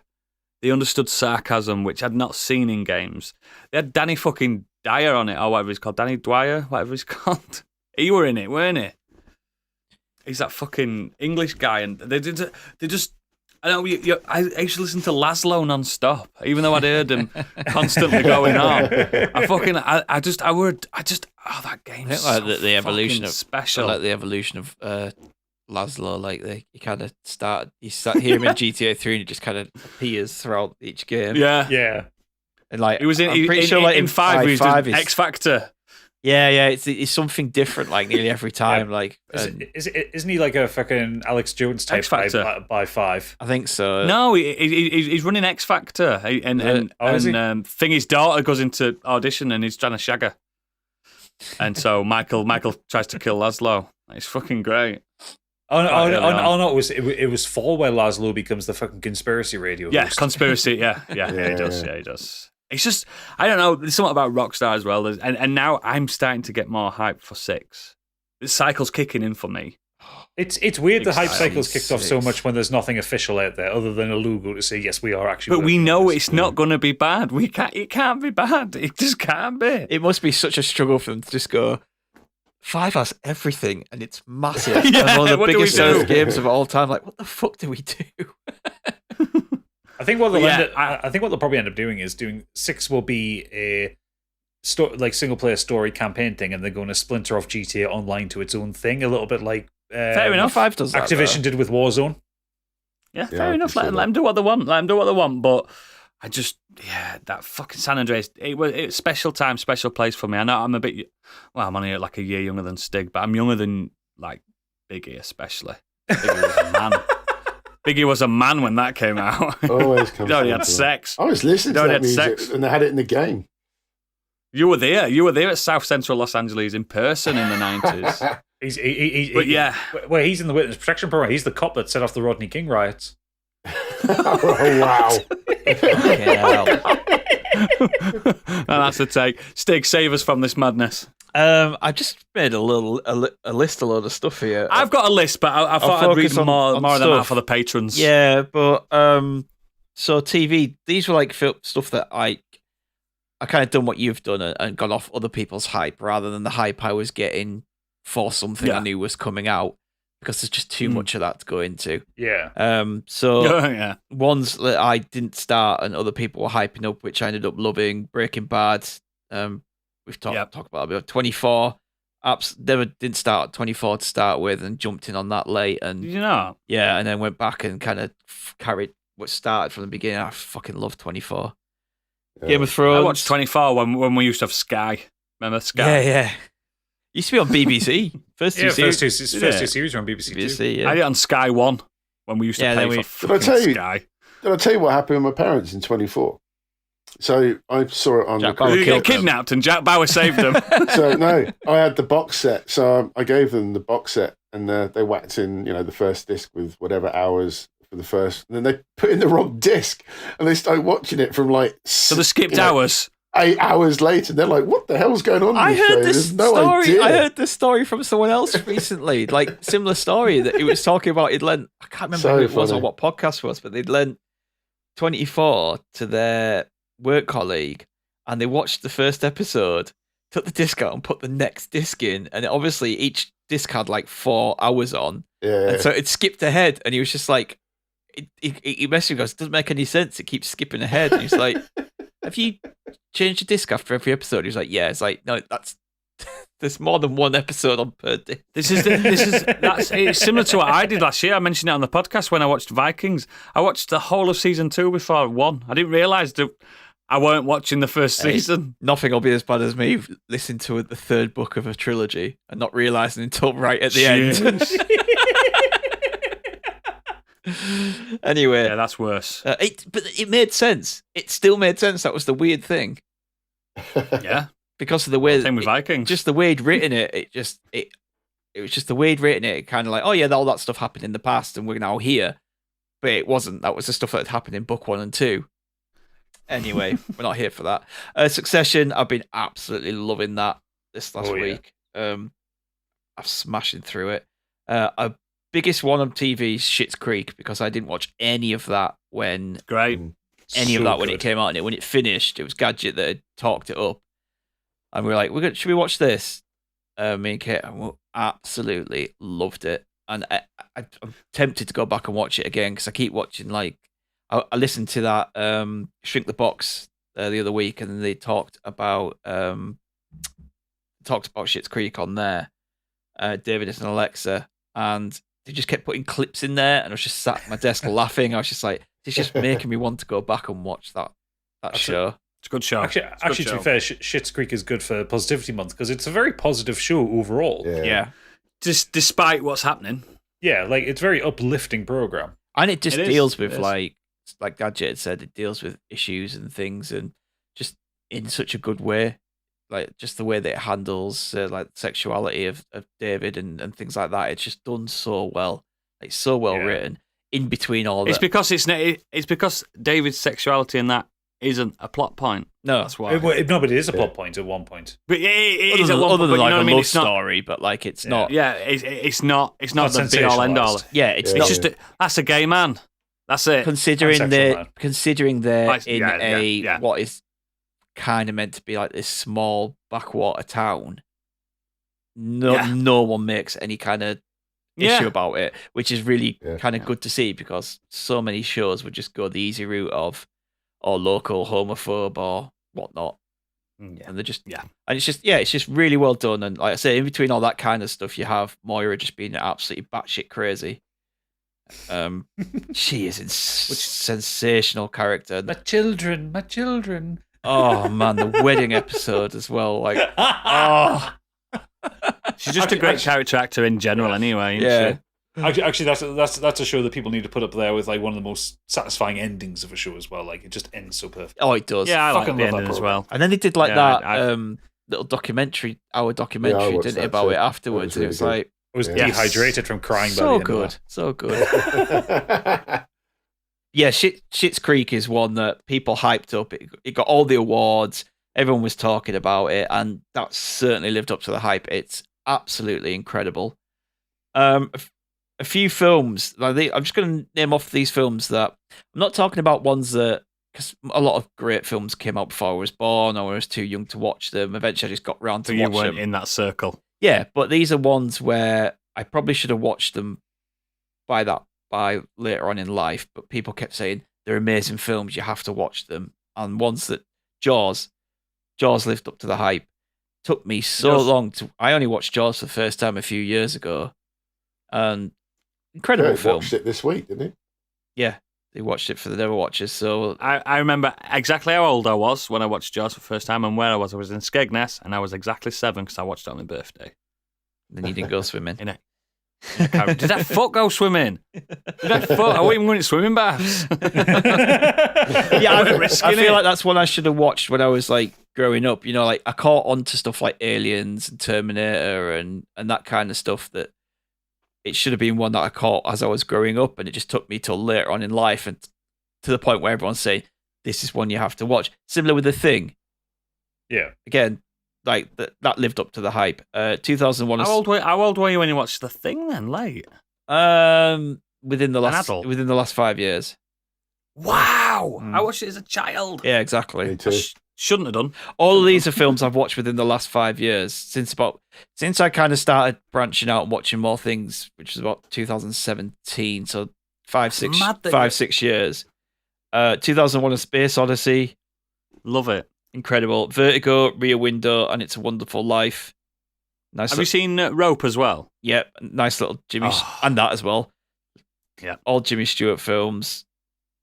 I'm making it my life's purpose to watch all of his films because he's amazing. He's fucking one of the best actors to grace this planet. Yeah, so good. And I will fight anyone that says he isn't. Chinatown, despite the director. Despite the director, it's a great film. It's a great film. Yeah, Amadeus. It's one you need to watch. It's great. I've still not seen it, and I can't believe it. Everyone's saying, there you go. Watch it this week and come great. back and tell us, did it live up to the hype? Trust me, you will. What's it on? I'll find it. You'll find it. You will love it. I can't imagine you coming away from that film and not loving it. I think you have to. I think the director's cut is knows the one me to watch. Yeah. People that know me in real life saying, I watched Amadeus the other day. It reminded me of you. I'm like, what? It's just. I genuinely, if you came away from that film and went, I didn't love that. I'm just pack it in. Something wrong with Will. Something wrong, yeah. I'll watch it tomorrow. I'm going to blast through these last few games. The Last of Us and the Uncharted 1 to 3. I didn't have a PS3, so I never got to play any of these until you needed to get one to play it. Until I got PS4 and the remastered version, the trilogy came out. Once they came out and I played them, I saw what everyone else was saying about them. Yeah. Especially The Last of Us. Absolutely incredible. Naughty Dog to me are on Rockstar level. Yeah. They're just the gods. Set pieces and narrative writing, they're just incredible. They certainly lived up to the hype. I talked about this on our Patreon special this for May where we did the PlayStation ranking. Yep. Astrobot VR. Yes. Wouldn't have looked at that. There was a lot of hype. Wouldn't have looked at that at all if it weren't for the hype and it weren't for the TCGS lads just absolutely blasting about how amazing it was. I'd have bought my PSVR helmet and I wouldn't have even probably looked at that. I don't know why. I would have looked at it and gone, nah, I want to play Resident Evil 7 and all this other stuff and shoot. I'm a man. And shooters in there, but that is genuinely the best VR, one of the best VR game on PlayStation. Everyone I know that's played it said it's the favourite VR game so I've ever good. played. It's in my top 3. It's incredible. A little game called Dragon's Quest 11. Someone kept hyping that up over and over and over and over and over again. Eventually, I played it, discovered that it's actually an incredible game. 40 odd hours in now, still going. It's my drop-in game. Every now and again, I just drop into it, play a few hours. Imagine being a fan of the genre, the series since the first Dragon Warrior when we got it over here, and then waiting between 9 because we didn't get 10. So between 9 and 11, I was sat here shaking. Every day, just waking up and pressing refresh. Is there a new Dragon's Quest coming? I got that day one, mate, and that lives up to every fucking hype. It's on my list. Didn't they just announce a new Dragon Quest Monsters game or something like that? Yes. Even Dragon Quest Treasures is good, and no one talks about it. I'm all up for Dragon Quest 12. I'm all in now. Mate, that's how. Do you know what I mean? I loved It's 8. so but far from looking it at. took a long time to get into 11. They've already said that 12's not turn-based as well at all. It says full action RPG. I don't even mind like the turn based on this. It works the way because the story's that good. it's the story and the environments and everything else, and I kind of let my characters do what they want in small fights. Yeah. I just let them fight, and then You should. and then the big fights, I then do the strategies. Let the AI do the cannon and fodder. they're a bit more strategic on the bigger fights, because if I just let AI do it, you just lose. So, but yeah, it was a kind of a. Oh, I'm just going to play this to surprise Oodles on that first Yeah. podcastle. But then I ended up like putting 26 hours into it. I've gone through the Have whole. you beat it yet? Have you done it yet? No, I drop in, but yeah, It's a game that you can drop in. It's not like you're going to forget the controls. Yeah, because I'd not played it in ages, and then You can play it in months apart. It doesn't matter. Yeah. It's the game that I got it'll straight tell you back exactly into where you it. are in the story. It'll just do it. It's the best game ever made. It really is. it's very So- good. It is very good. Considering then it's a genre of games that I don't particularly like play. If you only play one JRPG in your life, make it that one. That's all I can say. Just make it that one. So good. Last few. Sorry, it's just a random list. I'm just going through rather than Gentlemen Bastards. We've talked about that enough Yep. on here. The King Killer Chronicles. I remember hearing getting proper talked up about on the Empire podcast when they heard that they're potentially going to get made into a TV show. Looked into them. The reviews on them are outstanding. Proper massive thick books. You love a fantasy fucking Oh, side, yeah. you, don't you? This is like the story of a man called Quoth, and he's telling somebody his life story, and it's just amazing. It frightens me how long it must take you to read them because you're a slow reader. I audiobook these ones. Yeah, but I don't blame you, mate. I don't blame The you. only problem is 2007 was book 1, 2011 was book 2. Oh. Still ain't got book 3. Oh. This is why I don't do them. That's why I don't do these fantasy No, that's why I sagas. read the complete ones, the ones that are already complete. Go and read them because you know you're getting an ending. Definitely worth checking out. Gadget, I think you'd love it. Because like I've talked to you about it, there's proper rules of magic in there, and there's a proper system and everything, and it's about characters having to learn it rather than just being given it because of the chosen one. Do you know what I mean? Yeah. It's really, really good, really well written. It's King Killer, yeah? King Killer Chronicles. King Killer Chronicles by Patrick Rothfuss. The only problem is, just like George R. R. Martin, what the fuck's he doing? I actually got announced a week or two ago that he was writing something else. It's like, no, get back to your main fucking series, please. Yeah, great books. And finally, Hamilton, massive hype on that. Absolutely loved it. It extremely lived up to the hype. And Rocky Horror Picture Show. There you go. Oh, so good. So good. Brilliant. Big it. Yeah, so this is a slow burner hype for me because Succession first started in 2018, first series. I remember hearing about the show, but just hearing it being a good TV show, but not thinking much more about it. And I'm sure possibly Tig maybe mentioned it early on. He was watching it in our Discord. Kurt as well. Yeah. And it wasn't until Gadget mentioned it, he'd just started it. And I was like, and he was saying how good it was. So I was like, oh, I must jump on this because I do like my TV shows. Yeah. And this just gets added to, I mean, this is for me personally, but I think anyone else would agree that it's as good as The Wire, Sopranos, Breaking Bad, Better Call Saul. Game of Thrones is up there for fantastic, well-written, quality TV show. And the fact that it's only 4 seasons is a success in itself because they've nailed the start, the middle, and the end. And I'm not going to spoil anything at all because I know obviously Stiggy's watching it in a minute, and I think Oodles is as well. But it's just so good. I binge watched this show in 2 weeks so that I caught up to the fact that I had to wait every week for the new episodes to come out. Me and Pip could not stop. We caught up to it with there being 3 episodes left to go. So like we binged through it about 4 weeks, and then we get to like up with the live audience. I'm like, oh shit, I've got to wait like 6 days for the next episode. No, I don't. I want to know. Well, I've got a question about it because you've seen it all now.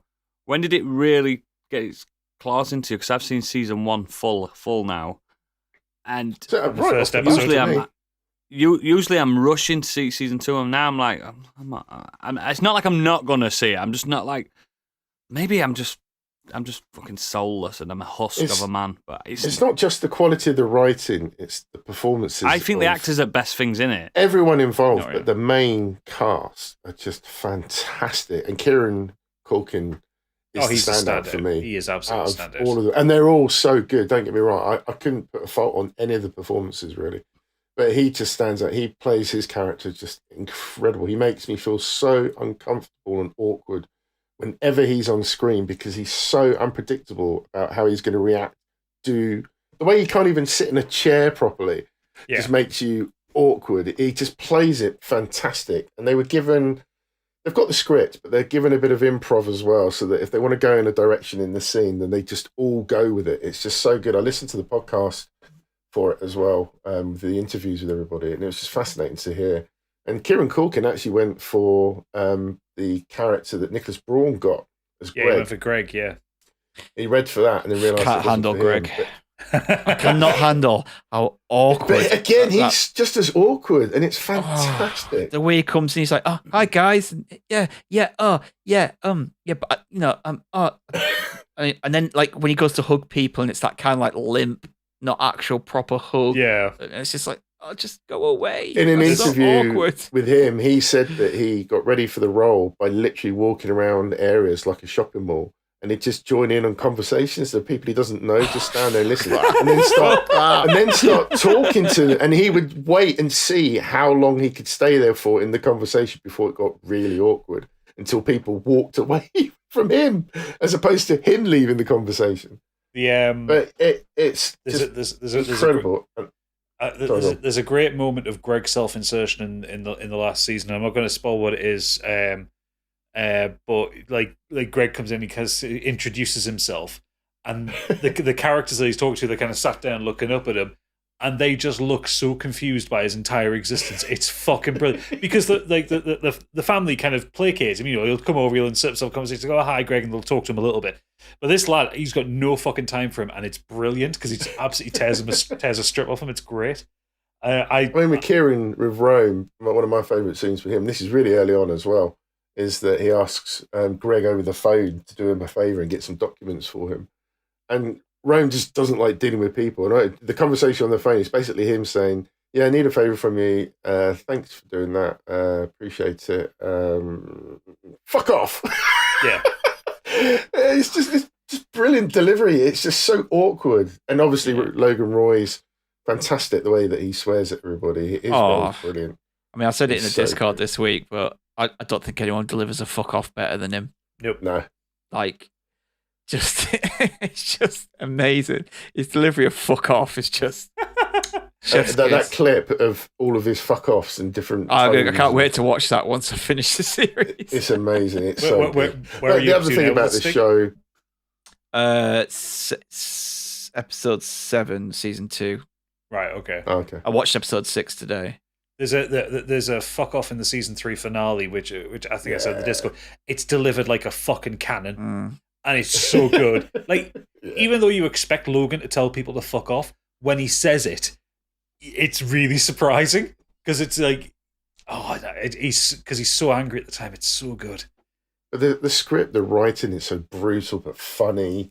There's a lot of heart, particularly later on, as you'll find out, with relationships between certain people. I was just riveted, man. And it delivers the ending, generally the arcs for all the characters Yeah, it's a that good you ending. are invested in. It's just so well done, and it deserves all the plaudits that everybody says. And I just love it. It's right up there for me. And I'm sad that it's finished, but it needed to finish. It's the right time to do it.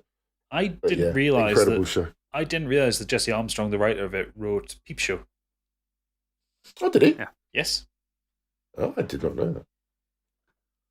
But yeah, incredible. I'm So well acted. Love it. Just looking now, was right running the loop for Lions.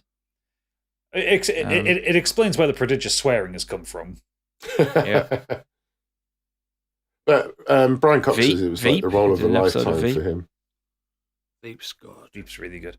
Yeah. Who's your favorite character so far, Stig? I mean, despite how much of a fucking nasty bastard he is, Logan Roy is fantastic. I quite like Tom. Tom's great. Yeah, he's amazing.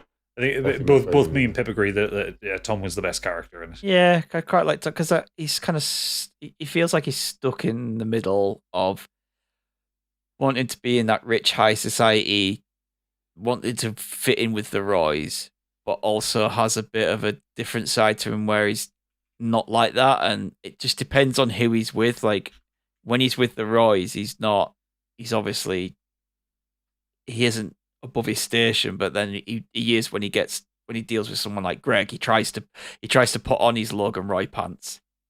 His relationship with Greg is fantastic. Yeah. I love it. It's so Yeah. good. There's a great description of him from one of the characters in the first season, because Tom's backstory is that he's from Wisconsin, I think, or something like that, or Minnesota, or somewhere. He hasn't come from money. And someone calls him a corn-fed basic from Hockeytown, and that's a fucking hell. That sounds like a Roman line. That probably, yeah. Yeah. But yeah, it's just I like Tom's character because he doesn't fit in that world, but he's desperate to. Yeah. Yeah. But there's something. It feels like this. I'm not because I don't know. Nate describes him as that. Yeah, but he feels like he's a good guy, but he's trying to fit in this world of ruthless sharks, and he just can't kind of figure it out. Well, his relationship with Shiv, I mean, we haven't spoken about Sarah Snook, and she's incredible in this. Oh, she's brilliant. She's amazing. They're all great finds and perfect. I just couldn't picture. I know it's easy to say because you watch the show and you've watched it, but I just couldn't picture anybody else as these characters. They just nail it all. Yeah, I don't really like Connor. So good. No, I'm a conhead. I like Connor. He's funny. Yeah, I do. Maybe He's pointless. But he's funny. Well, That's the reason. he's the kind of rich kid who just doesn't want to do anything and just live off the money, innit? Yeah. And has all these dreams of, I'll do this, I'll just do that. Just you wait. I'm enjoying it. I've like I said, I've smashed through the season and a half of it in a few days. So, But you saying you didn't Is that enjoy it? everything? Yeah, I like it. I don't love it. I like it. I think it's great. It's great telly. I'm a big Brian Cox fan anyway. In general, I think he's great. Not the scientist. Tom and Greg, love that. You can't argue with that, can you? Really? For telly. The way you say that, Shane, like because you didn't say anything there. It's like, I know you don't really like it that much, but it's just like, yeah, okay. Yeah, it's generally one of those ones where you just come in and gone, oh yeah, I agree. It was just really funny. No, I like it. It's just, I got hyped on. Yeah. I got hyped on the morning show this year, and I think that lived up to the hype. I like the morning show more than I've liked this. It's fair enough. But I still think it's good.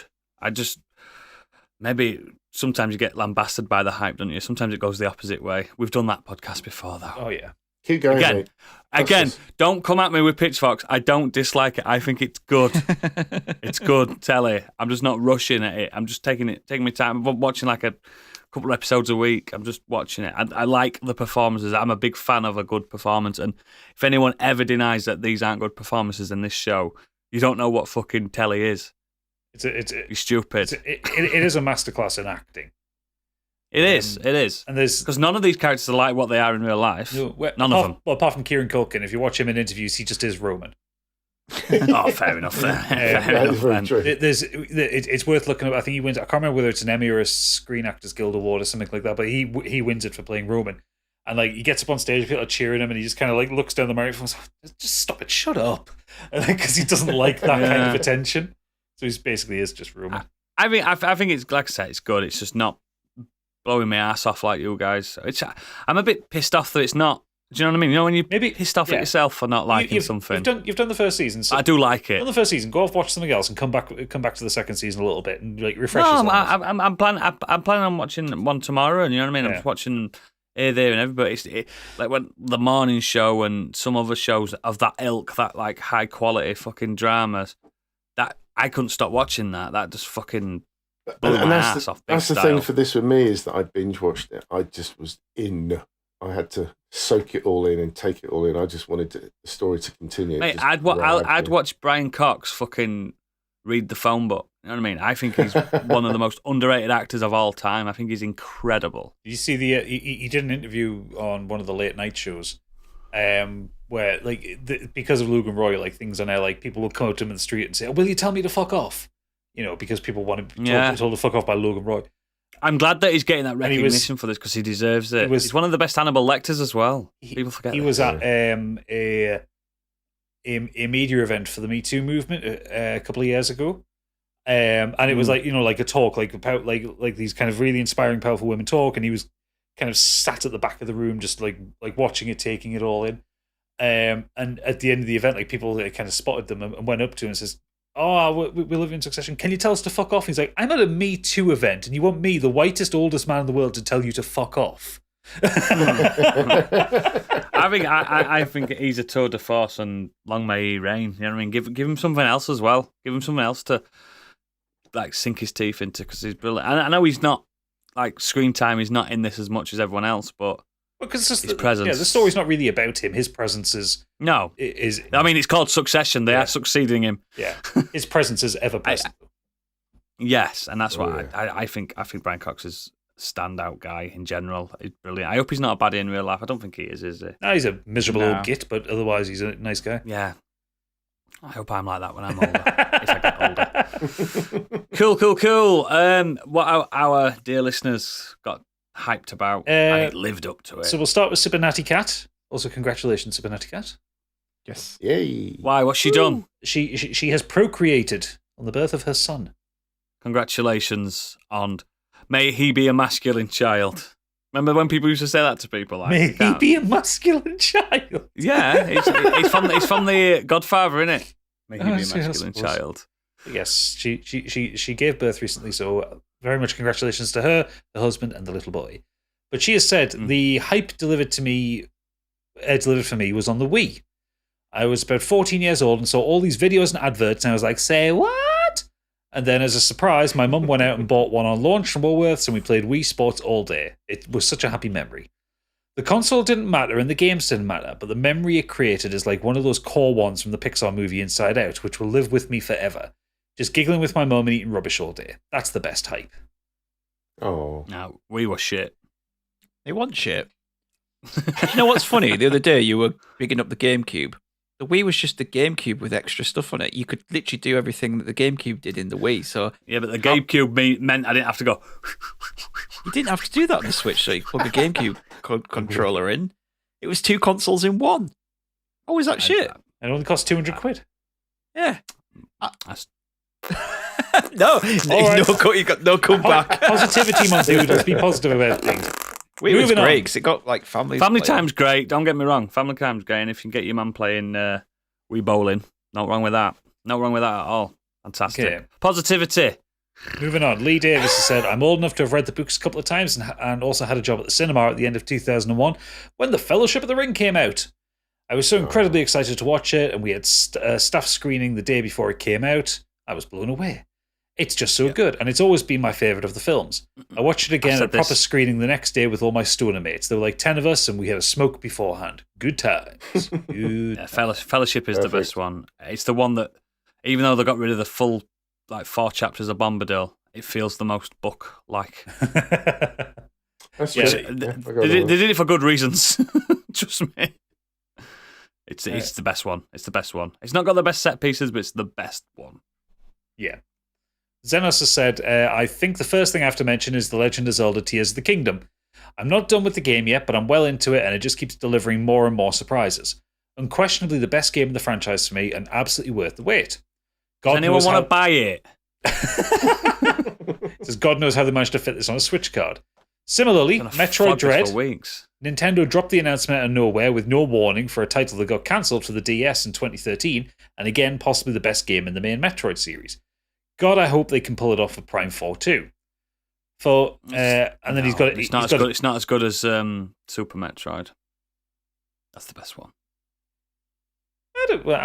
I struggle with Super Metroid when I tried playing it, but I didn't play it back in the day, so I don't have the. on. I didn't have a Nintendo as a kid. It was a Oh, you were one of those classic. fucking scruffs with a Mega Drive. I had a Sega and an Amstrad CPC. Sega I finished Scrub. that twice. Scrubber!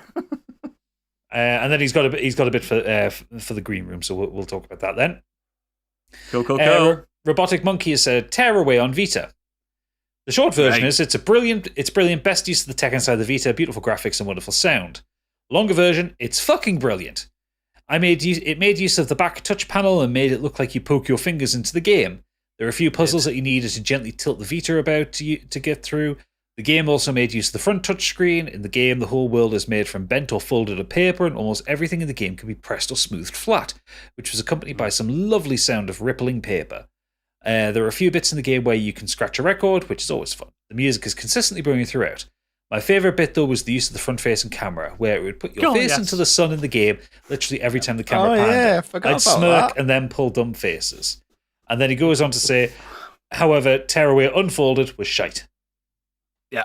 Which I think that was the PS4 version of it, which basically Yes, didn't have shite. anything that made the Vita game good. Tearaway is by far, and I'll fight someone that denies this. It's the best game on that platform. It's Media Molecule, isn't it? Yeah, Persona 4 Golden's close, but Tearaway's just Tearaway's great. outstanding. Great game. I love putting your fingers in the back and your fingers come up I've made in the both game, my you're just children like, play "Woo!" it. I've made both my children play it. Both adored it, and the bit with your face in the sun is that's Media Molecule's finest game as well. I'm not a Little Big Planet guy. Nah, maybe. Typical Sony though, innit? Invent something with a gimmick and then they get like one game that uses it and then Shitheads, put it out aren't to they? die. PSVR 2? Fucking shitheads. That PlayStation Q? They shouldn't belong where Yuji Naka's going. Or Debtor's Prison. Fucking Nick. Tig has said, a quick one for me will be Astrobot. A lovely little ball of creativity and refreshing platform gameplay. I felt like every time I bounced off something, there was an explosion of positivity. Another one would be the 2018 God of War reboot.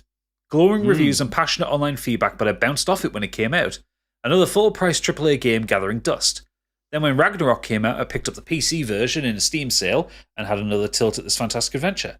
More and more I realised the game wasn't just the melee brawler I'd been cooled on, but there were massive Tomb Raider vibes too, with puzzles and hidden chests abundant. Great game and all-timer.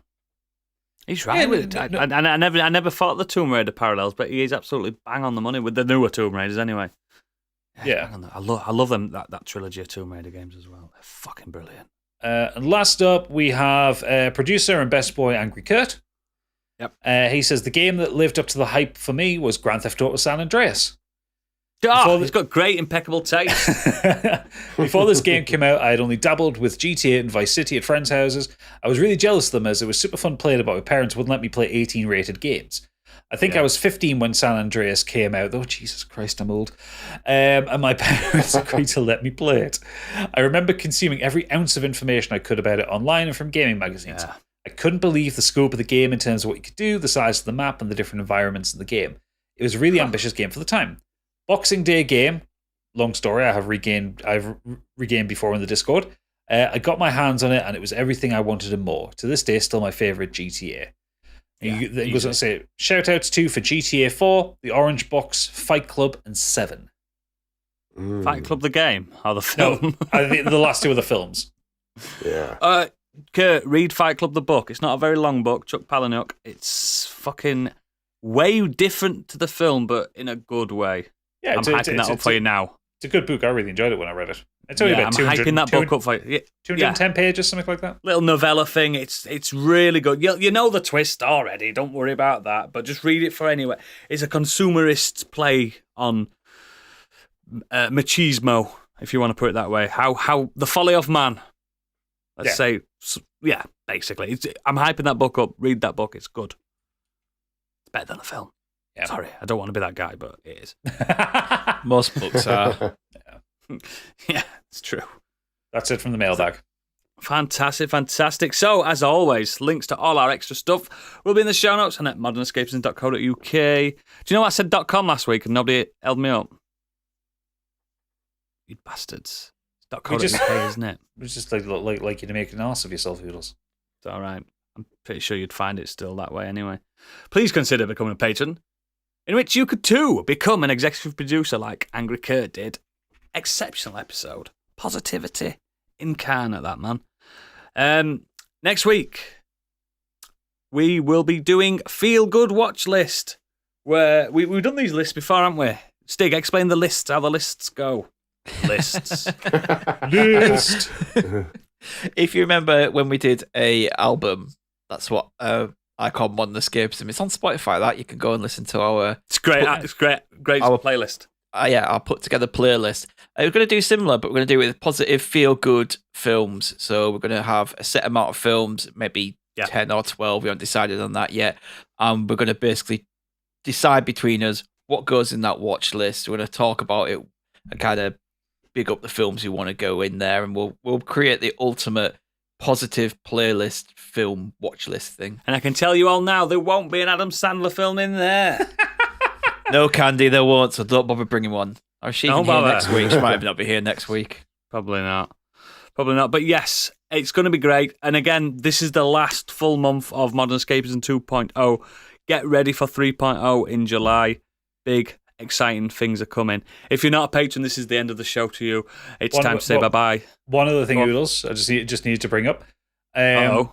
Based on the discussion last week, I've managed to get a code, and on the 17th of June, I'm going to stream Game of the Year contender, The Lord of the Rings Gollum. It's going to be very positive. I'm very positive I'll be drunk for it. But yeah, Saturday the 17th, I'm going to stream a couple of hours of that, so I can talk about it on the Nexus, and we can all be positive about the game together. Playing the games you don't want. That's one more thing. Oh, there's many more things. It's like an Apple conference. June the 12th, Kenny Potter episode 1 will drop. Expecto Patreonum. We're starting our Kenny Potter month. It'll come out.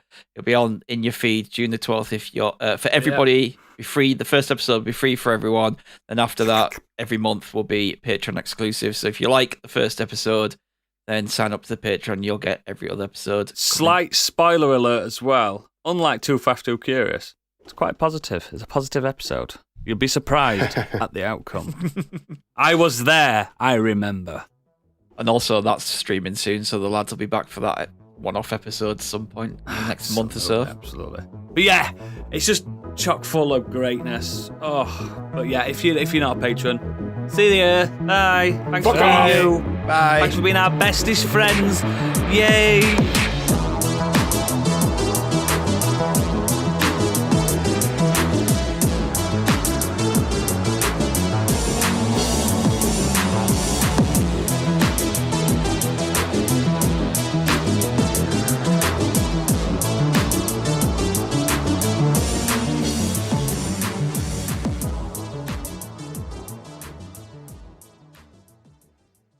Hay fever's bad today.